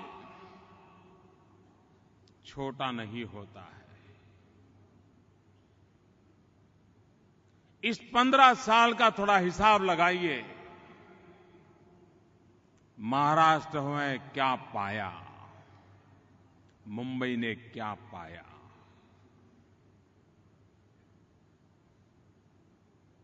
अगर एक बार 15 साल के इस कार्यकाल का हिसाब लगाएंगे, मैं विश्वास से कहता हूं, इस चुनाव में किसको वोट देना चाहिए, ये समझाने की जरूरत नहीं पड़ेगी.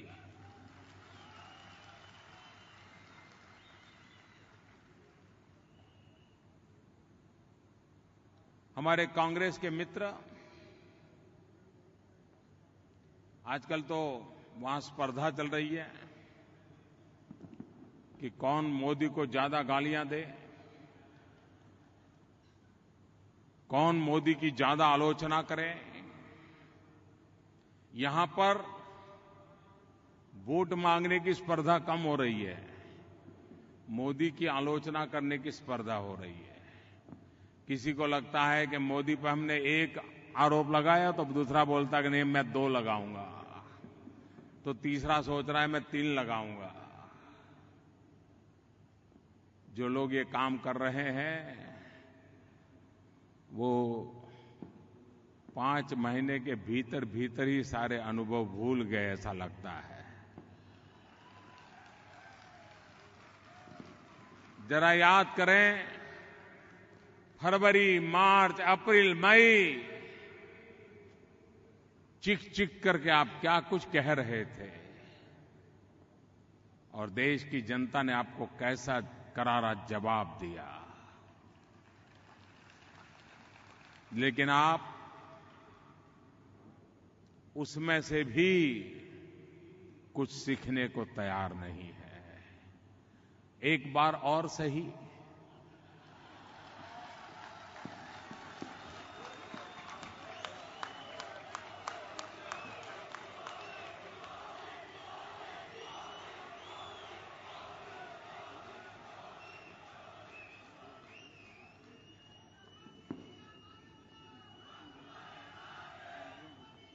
आप मुझे बताइए, प्रति वर्ष जिस राज्य में 3,700 किसान आत्महत्या करते हो और जिस राज्य के नेता केंद्र में कृषि मंत्री बनकर के बैठे हो, जिस राज्य के नेता 15 साल से महाराष्ट्र में सरकार चलाते हो, लेकिन जैसे उनका कुछ लेना देना ही नहीं। लोग मरे तो मरे, उनकी राजनीति चलती रहे। आप कल्पना कर सकते हैं, हिंदुस्तान में गत 15 वर्षों में सबसे ज्यादा आतंकवादी घटनाएं कहां घटी, सबसे ज्यादा आतंकवाद में लोग कहां मारे गए। मैं आपसे पूछ रहा हूं, कहां मारे गए, कितनों को सजा हुई। ज्यादा से ज्यादा कभी मुख्यमंत्री को बदलो, कभी उप मुख्यमंत्री को बदलो, यही कुर्सी का खेल चलता रहा, लेकिन जनता जनार्दन को न्याय नहीं मिला। आज उत्तर प्रदेश के बाद हिंदुस्तान में सर्वाधिक कौमी दंगे होते हैं तो वो महाराष्ट्र में होते हैं। कौन जिम्मेवार इसके लिए,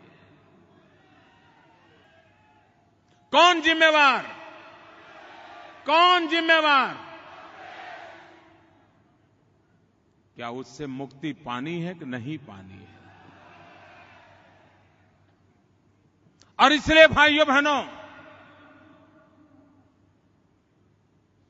सरकारें आती हैं जाती हैं, दल जीतते हैं हारते हैं, सवाल दलों का नहीं है, सवाल महाराष्ट्र के कोटि कोटि जनों का है। उनके भाग्य का क्या?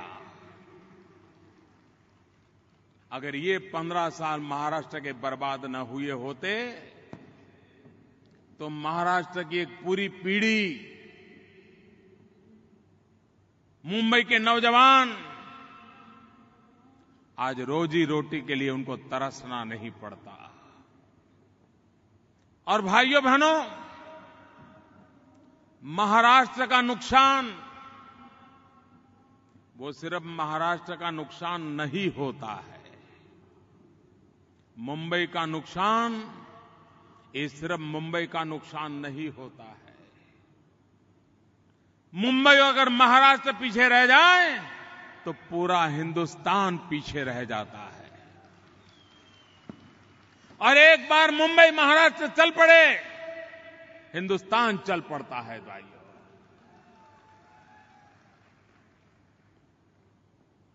पूरे देश की अर्थतंत्र को अगर गति देनी है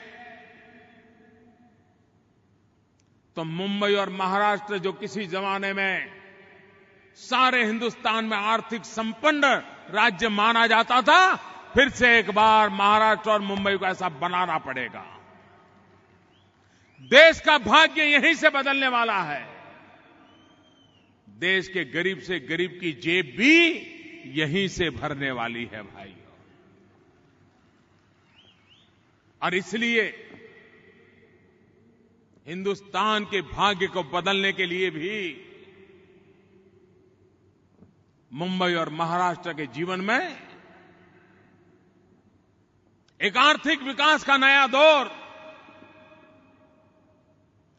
तीव्र गति से आर्थिक विकास का दौर, इसकी आवश्यकता है।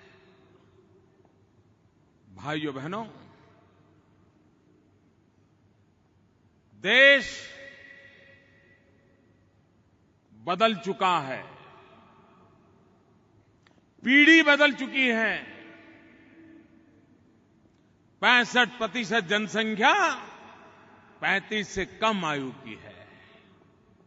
उसके सपनों को समझने की जरूरत है, उसकी आशा आकांक्षाओं को समझने की आवश्यकता है। बहुत लड़ लिया हमने, जात पात के झगड़े बहुत कर लिया, भाषावार प्रांतवाद के भाषा झगड़े बहुत कर लिए। देश की युवा पीढ़ी विकास चाहती है, परिवर्तन चाहती है, बदलाव चाहती है।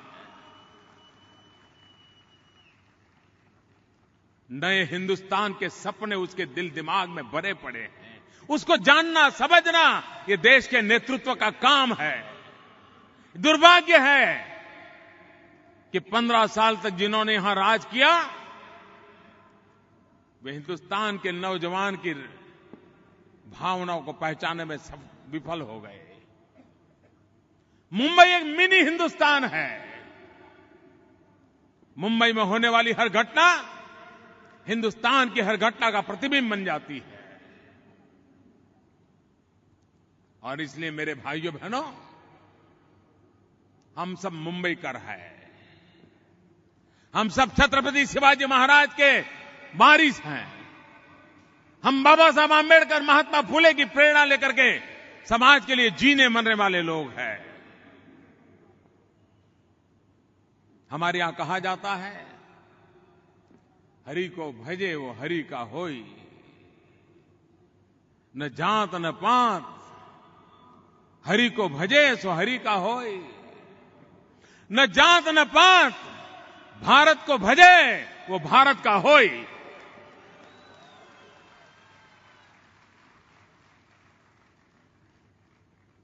इस भावनाओं को लेकर के देश की एकता और अखंडितता को लेकर के आगे बढ़ने की आवश्यकता है। सबका साथ, सबका विकास, ये मंत्र अमेरिका में भी गूंजने लगा है। अमेरिका के नेताओं को भी बोलना आ गया है, सबका साथ, सबका विकास। हमारा भी मंत्र यही है, सबका साथ। हम हर किसी को साथ लेकर के चलना चाहते हैं और विकास की नई ऊंचाइयों को पार करना चाहते हैं। और इसलिए भाइयों बहनों, मुंबई की सविशेष जिम्मेवारी है। मुंबई तय करे महाराष्ट्र किसके हाथ में सुपुर्द करना है।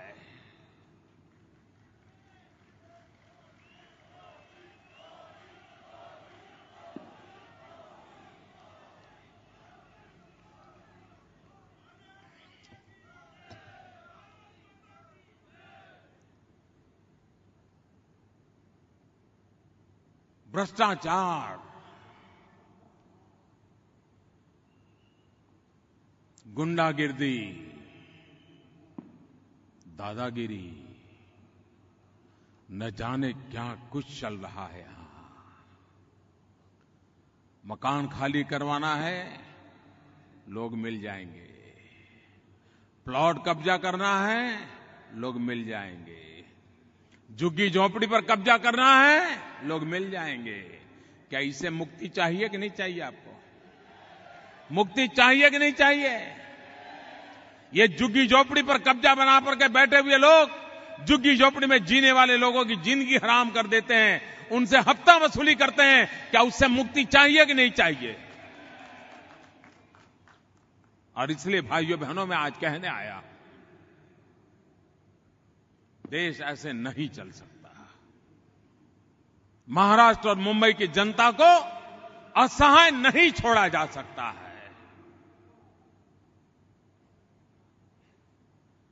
अमिताभ बच्चन टीवी पे शो चलाते हैं, कौन बनेगा करोड़पति।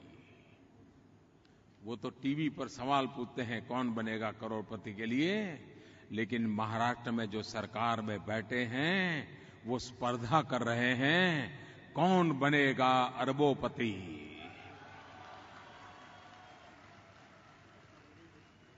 अरबपति बनने के और अरबों खरबों पे बात चली जा रही है।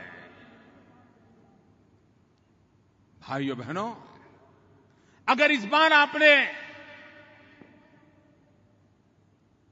थोड़ी सी भी चूक की तो उनको ऐसा नशा चढ़ जाएगा, ऐसा नशा चढ़ जाएगा जो पूरे हिंदुस्तान को तबाह करके रखेगा। भाइयों,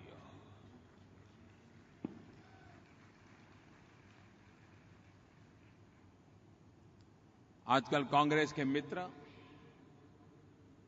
जो 60 साल से सरकार चला रहे थे देश में, पंचायत में भी उनकी सरकार, पालिकाओं में भी उनकी सरकार, महानगर पालिकाओं में भी उनकी सरकार, राज्यों में भी उनकी सरकार, केंद्र में भी उनकी सरकार, 60 साल तक एक चक्री राज किया इन्होंने, एक चक्री। और आज 60 दिन का मेरा हिसाब मांग रहे हैं। पहले 60 साल का हिसाब तो दो, मेरा 60 दिन का हिसाब मांग रहे हैं। मैं जरा देशवासियों से पूछना चाहता हूं, हमारा देश हजारों साल पुरातन है कि नहीं है? हजारों साल से हिंदुस्तान है या नहीं है? देश आजाद हुआ तब भी हिंदुस्तान था कि नहीं था? आजादी के बाद भी हिंदुस्तान है कि नहीं है?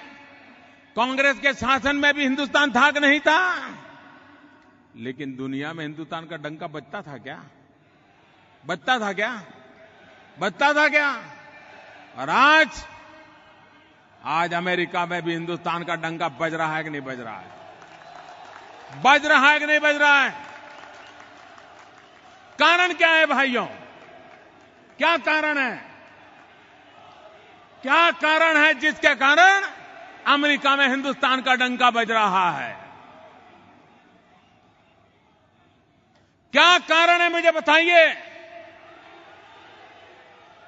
मोदी नहीं है कारण। ये डंका मोदी के कारण नहीं बज रहा है।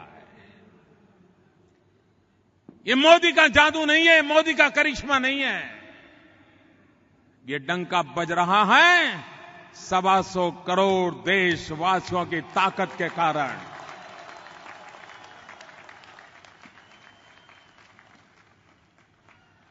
सवा सौ करोड़ देशवासियों ने पूरे विश्वास के साथ 30 साल के बाद पहली बार दिल्ली में पूर्ण बहुमत वाली सरकार बनाई।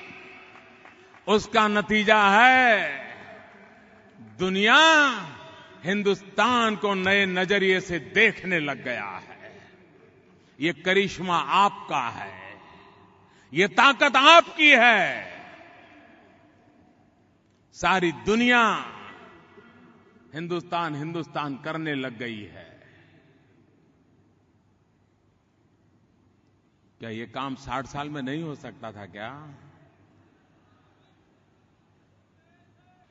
क्यों नहीं हुआ? और हमसे जवाब मांग रहे हो? अरे मैं आपसे पूछता हूं, ये कैलाश मानसरोवर की यात्रा, ये मेरे आने के बाद कैलाश मानसरोवर बना क्या? हजारों साल से है कि नहीं है? यात्री जाते हैं कि नहीं जाते? लेकिन बहुत ही कम संख्या में यात्री जा पाते हैं, और जो जाते हैं उसमें भी हर वर्ष कोई न कोई अकस्मात होता है, 2-5 लोगों को मरने की नौबत आ जाती है। काफी लोग मरे हैं इतने वर्षों में, क्योंकि वो रास्ता बहुत कठिन है। मैं स्वयं पैदल गया हूं वहां, आज से 30 साल पहले। मैंने देखा है वो रास्ता। बड़ी आयु के व्यक्ति के लिए तो बस का रोग ही नहीं, वो जा ही नहीं सकता है। फिर बेचारा कहीं नेपाल से कहीं और ज्यादा खर्चा करके पहुंचता था। मैंने चीन के राष्ट्रपति को कहा, 125 करोड़ देशवासियों की आस्था है कैलाश मानसरोवर, हमें एक ऐसा रूट चाहिए ताकि बस में, कार में बैठ करके भी कैलाश तक पहुंचा जा सके। और भाइयों बहनों, जो काम 60 साल में नहीं हुआ, वो काम हो गया, हो गया। बूढ़े से बूढ़े मां बाप को भी हम अब बाय रोड कैलाश मानसरोवर तक ले जा सकते हैं। भाई, आप हमसे हिसाब मांग रहे हो? भाइयों बहनों, खास करके मेरा यहां झुग्गी झोपड़ी के भाइयों बहनों से कहना है, मैं जानता हूं आपके परिश्रम से मुंबई महक रहा है, आपके पसीने की सौगंध है कि मैं आपकी जिंदगी बदलना चाहता हूं।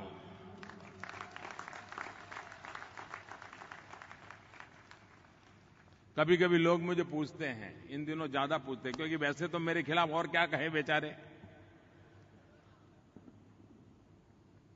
क्या आरोप लगाएं, कुछ कहने को मिलता नहीं है, और मिलता इसलिए नहीं है कि कुछ है नहीं।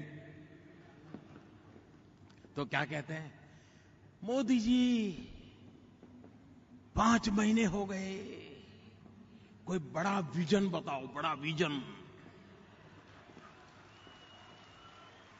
बड़ा विजन बताओ। 60 साल तक बड़ा विजन देख लिया, वो विजन बड़ों के लिए बहुत काम आया, देश के सामान्य व्यक्ति के लिए काम नहीं आया। मेरे भाइयों, मैं छोटा इंसान हूं, सामान्य परिवार से आता हूं, चाय बेचते बेचते यहां पहुंचा हूं। पहली बार कोई गरीब का बेटा इस जगह पे पहुंचा है। छोटा हूं, छोटी छोटी बातें ही मुझे आती है, बड़ी बड़ी बातें मुझे नहीं आती है। छोटा हूं, छोटे छोटे लोगों के लिए ही काम करने का संकल्प करके बैठा हूं।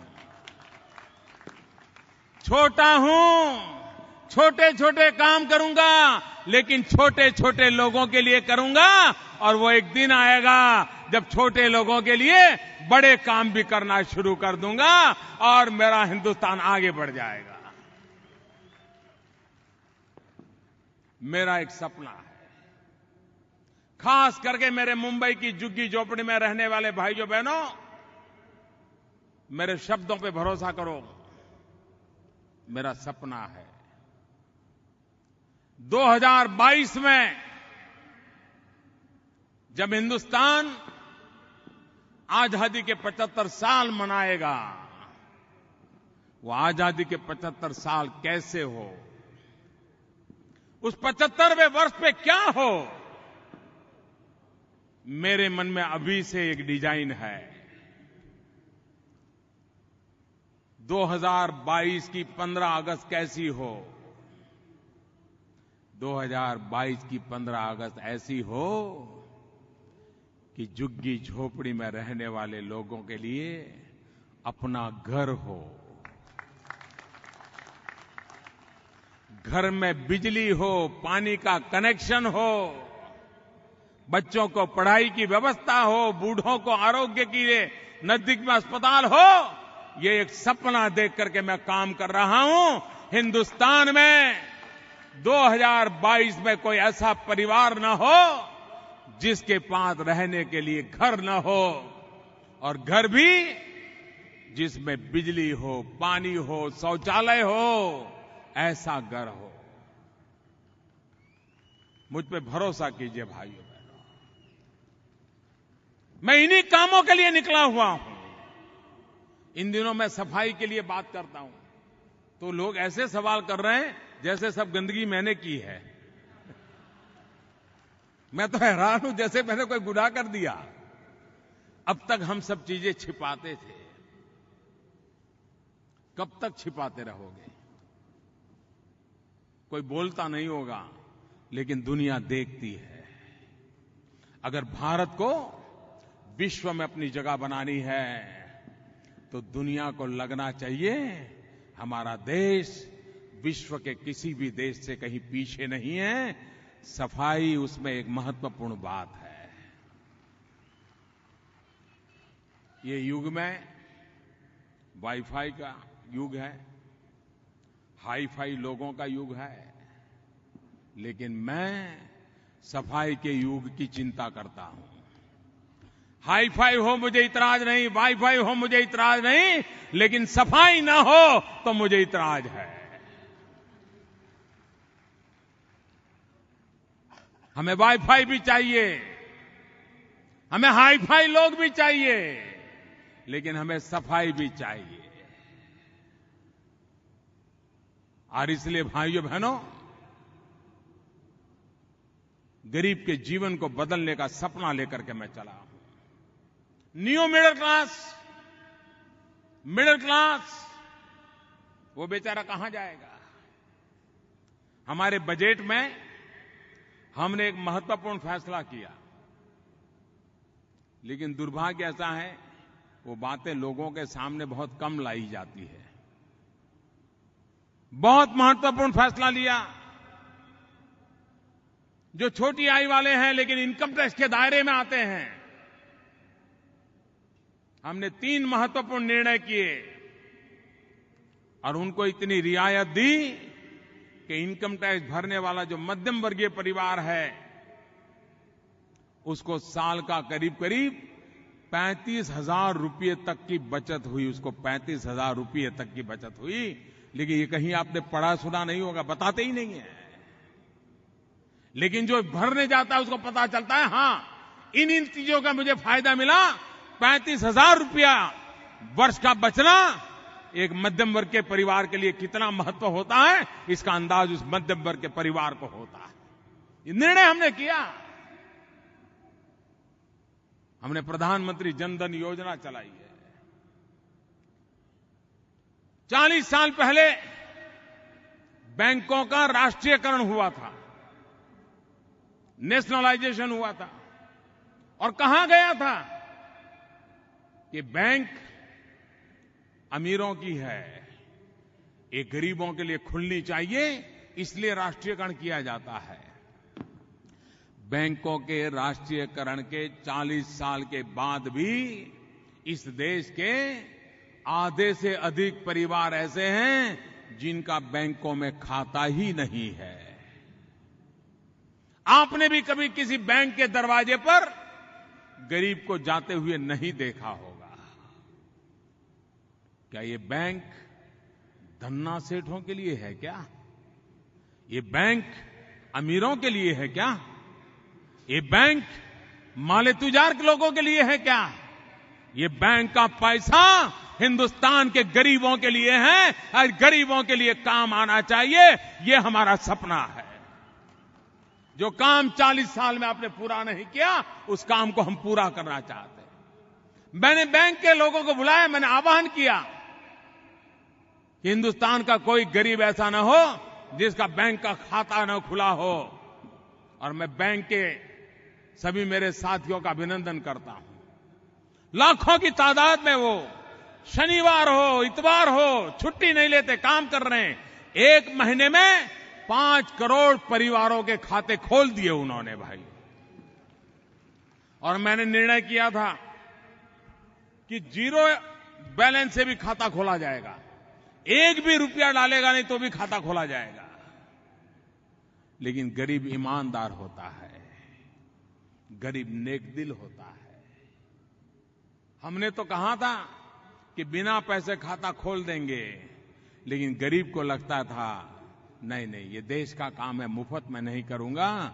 और गरीबों ने जो खाते खुलवाए, 3,000 करोड़ रुपया रकम गरीबों ने जमा की है बैंकों में। ये गरीबी की ईमानदारी देखिए, ये मेरे देश की ताकत है और उसी ताकत को लेकर के मैं आगे बढ़ना चाहता हूं। और सरकार ने बैंक का खाता खुलवाने वाले हर गरीब परिवार को एक कार्ड दिया है, जिसको उसको आगे चल करके पैसे मिलेंगे। उसको साहूकार के पास ब्याज से पैसा लेना नहीं पड़ेगा। ब्याज के चक्कर में उसको आत्महत्या करने की नौबत नहीं आएगी। इतना ही नहीं, बैंक का खाता खोलने वाले गरीब परिवार के लोगों का सरकार ने 1 लाख रुपए का अकस्मात बीमा निकाला है। अगर उसके परिवार में कोई हादसा हो जाए तो उस परिवार को 1 लाख रुपया मिले, इसकी व्यवस्था कर दी है। इतना ही नहीं, गरीब जब बीमार होता है ना, तो एक व्यक्ति बीमार नहीं होता है, पूरा परिवार बीमार हो जाता है। परिवार का पूरा आर्थिक ढांचा चरमरा जाता है। ऑटो रिक्शा चलाता हो, बीमार हो गया, 3 दिन ऑटो रिक्शा बंद हो जाएगी, पूरा परिवार भूखा मरता है। हमने निर्णय किया कि प्रधानमंत्री जन धन योजना में जो खाता खोलेगा, उसको उसके परिवार में अगर बीमारी आई, 30,000 रुपया उसके दवाई के लिए सरकार की तरफ से उसको दिया जाएगा, ताकि गरीब को दवाई के बिना मरने की नौबत न आ जाए। ये चिंता करने का हमने काम किया है। भाइयों बहनों, जो 60 साल में नहीं कर पाए, वो आज मेरे पास सेकंडों का हिसाब मांगते घूम फिर रहे हैं। और मैं आज मुंबई वासियों भी कहना चाहता हूं, नवी मुंबई एयरपोर्ट हमारे कार्यकाल में हम पूरा करेंगे और उसका उद्घाटन भी करेंगे।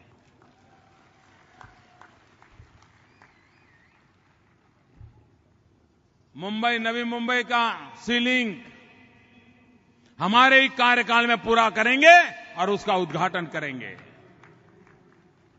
हिंदुस्तान का बेस्ट मेट्रो इसी मुंबई में हम लगाएंगे और हमारे ही कार्यकाल में लगाएंगे और उसका उद्घाटन भी हम ही करेंगे। इतना ही नहीं, यहां सबअब रेल का जो नेटवर्क है, एक बहुत बड़ा निर्णय हमने किया है। रेलवे हिंदुस्तान के अर्थतंत्र को गति देने वाला एक सक्षम साधन है, लेकिन सब सरकारों ने ऐसा राजनीति का अखाड़ा बना दिया कि रेलवे संकट में आ गई है। हमने 100% एफडीआई के लिए रेलवे को ओपन कर दिया है। हम दुनिया भर का निवेश लाने वाले हैं। रेलवे को आधुनिक बनाना है, रेलवे की टेक्नोलॉजी को आधुनिक बनाना है, रेलवे की गति को बढ़ाना है, रेलवे की सुविधाएं बढ़ाना है, रेलवे स्टेशनों का नया रंग रूप खड़ा करना है। और इसके लिए, और मैं जहां जहां दुनिया के देश के लोगों को मिला हूं, हर एक को रेलवे में पूंजी निवेश करने का अति उत्साह मुझे दिखाई दे रहा है।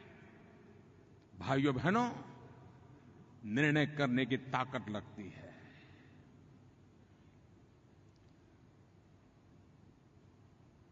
पिछली बार चुनाव में आपने देखा होगा, इस बार कांग्रेस के मित्र क्या प्रचार कर रहे हैं, अभी तक तो मेरे ध्यान में नहीं आया है। मुझे गाली देने के सिवाय भी और कुछ करते कि नहीं मुझे मालूम नहीं है। लेकिन पिछली बार वो कहते थे ये एक्ट बनाया, वो एक्ट बनाया, ये कानून बनाया, वो कानून बनाया। वो कानून बना करके वोट मांगने निकले थे। मैंने दूसरा काम उठाया है। सारा कानूनों का जाल है ना, उसको खत्म करने का काम मैंने उठाया है। इतने कानून, इतने कानून, इतने कानून किसी को भी बचने के लिए रास्ता दे देते हैं। और इसलिए मैंने एक स्पेशल कमेटी बनाई है, जिस कमेटी को काम दिया है, काम निकालो, कितने बिन जरूरी कानूनों का ढेर पड़ा है, सब निकालना है मुझे। सुशासन चलाने के लिए कैसे आगे बढ़ा जा सकता है, इसके ये नतीजे हैं। नौजवान को रोजगार मिले, स्किल डेवलपमेंट हो। पहली बार देश में स्किल डेवलपमेंट के लिए अलग मंत्रालय बनाया गया, अलग मंत्री बनाया गया। जितने भी स्किल के कार्यक्रम अलग अलग विभागों में चलते थे, उन सबको जोड़ करके उसको गति देने की एक नई दिशा दी है।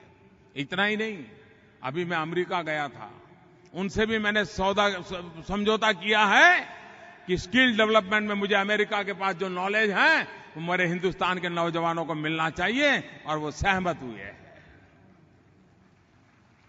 एक और महत्वपूर्ण निर्णय किया है अमेरिका के साथ। हमारे यहां 3 प्रकार की बीमारियां हैं जो बीमारियां अमेरिका में नहीं है। Dengue, malaria, TB. गरीब लोग मरते हैं। हमने अमेरिका के साथ समझौता किया है, कम से कम खर्चे वाली इफेक्टिव मेडिसिन, वैक्सीन, इसकी रिसर्च के लिए अमेरिका और भारत मिलकर के काम करेंगे। और डेंगू, मलेरिया और टीबी के कारण देश का गरीब आदमी जो परेशान हो रहा है, उसको राहत देने का एक बहुत अहम कदम हम उठाने वाले हैं। हम अमेरिका गए तो भी हमारे दिल दिमाग में मेरे हिंदुस्तान का गरीब रहा है, उसकी भलाई हमारे दिल दिमाग में रही है, और उसी बात को लेकर के हम चले हैं। और इसलिए भाइयों बहनों, मैं आज मुंबई की इस धरती से पूरे महाराष्ट्र को प्रार्थना करता हूं कि आप निर्णय करें, स्पष्ट बहुमत का निर्णय करिए।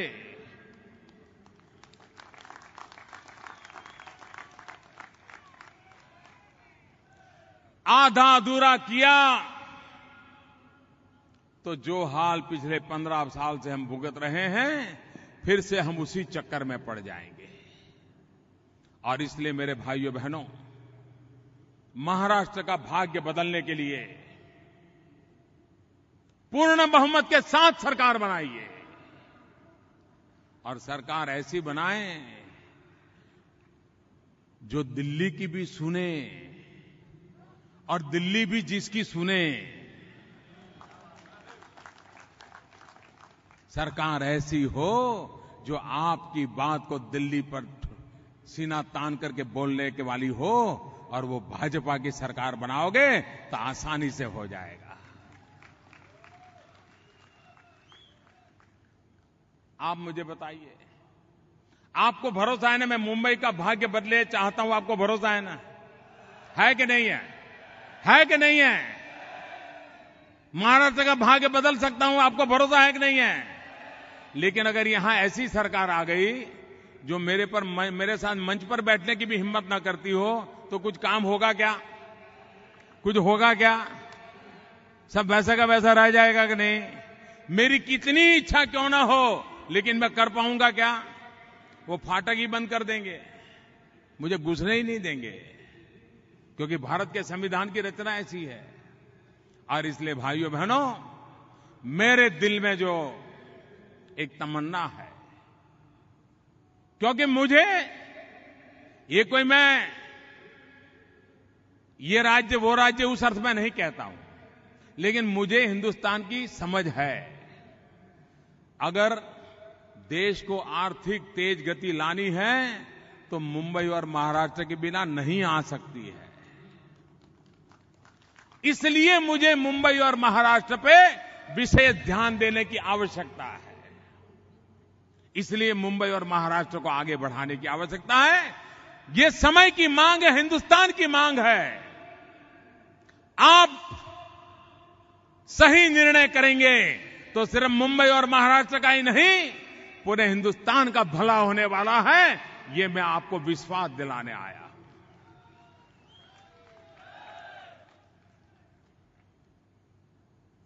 मुझे बताइए, स्पष्ट बहुमत होना चाहिए कि नहीं होना चाहिए? कंफर्टेबल मेजॉरिटी के साथ सरकार बननी चाहिए कि नहीं बननी चाहिए? दिल्ली में भाजपा की सरकार है, यहां भाजपा की सरकार बनेगी तो अच्छा रहेगा कि नहीं रहेगा?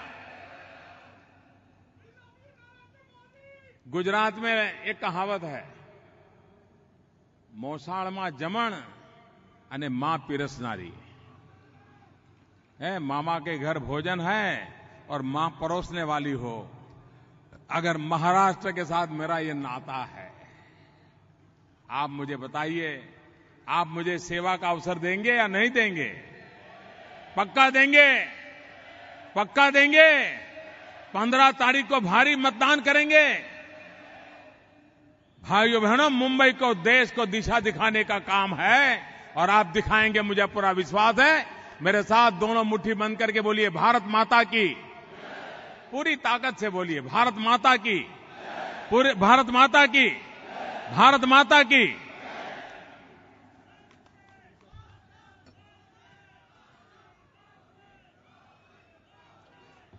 एक मेरी प्रार्थना है, हम यहां से जाएंगे, कोई कूड़ा कचरा छोड़ करके नहीं जाएंगे। हम खुद उठा करके जाएंगे। प्लास्टिक का बोतल हो, कागज हो, कुछ भी हो, ये सफाई कर्मचारियों के ऊपर छोड़ना नहीं चाहिए। हम भी भारत मां के संतान हैं। हमारी भारत माता अगर गंदी हम करते हैं तो साफ करने का जिम्मा भी हमारा है। करेंगे? प्रॉमिस? सभी उम्मीदवारों को मेरी प्रार्थना है, उम्मीदवार आगे आ जाए। सारे उम्मीदवार सब आगे आ जाए। सारे उम्मीदवार सब आगे आ जाए भाई। मुझे उम्मीदवार चाहिए आगे। भारत माता की। भारत माता की।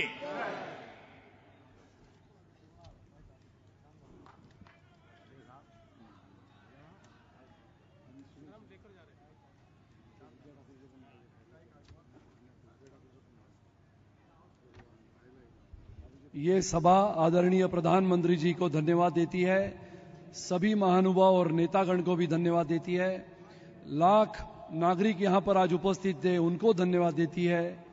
विद्या ठाकुर जी जो हमारी उम्मीदवार है, उनको शुभेच्छा देते हुए आज की ये सभा मुंबई में बसे नागरिकों ने उसको यशस्वी किया, इसके लिए आप लोगों को धन्यवाद देते हुए ये संपन्न होती है। बोलो भारत माता की। भारत माता की। भारत माता की। डॉक्टर बाबासाहेब आंबेडकरांचा, छत्रपती शिवाजी महाराज की। धन्यवाद। जय हिंद, जय महाराष्ट्र, जय भीम।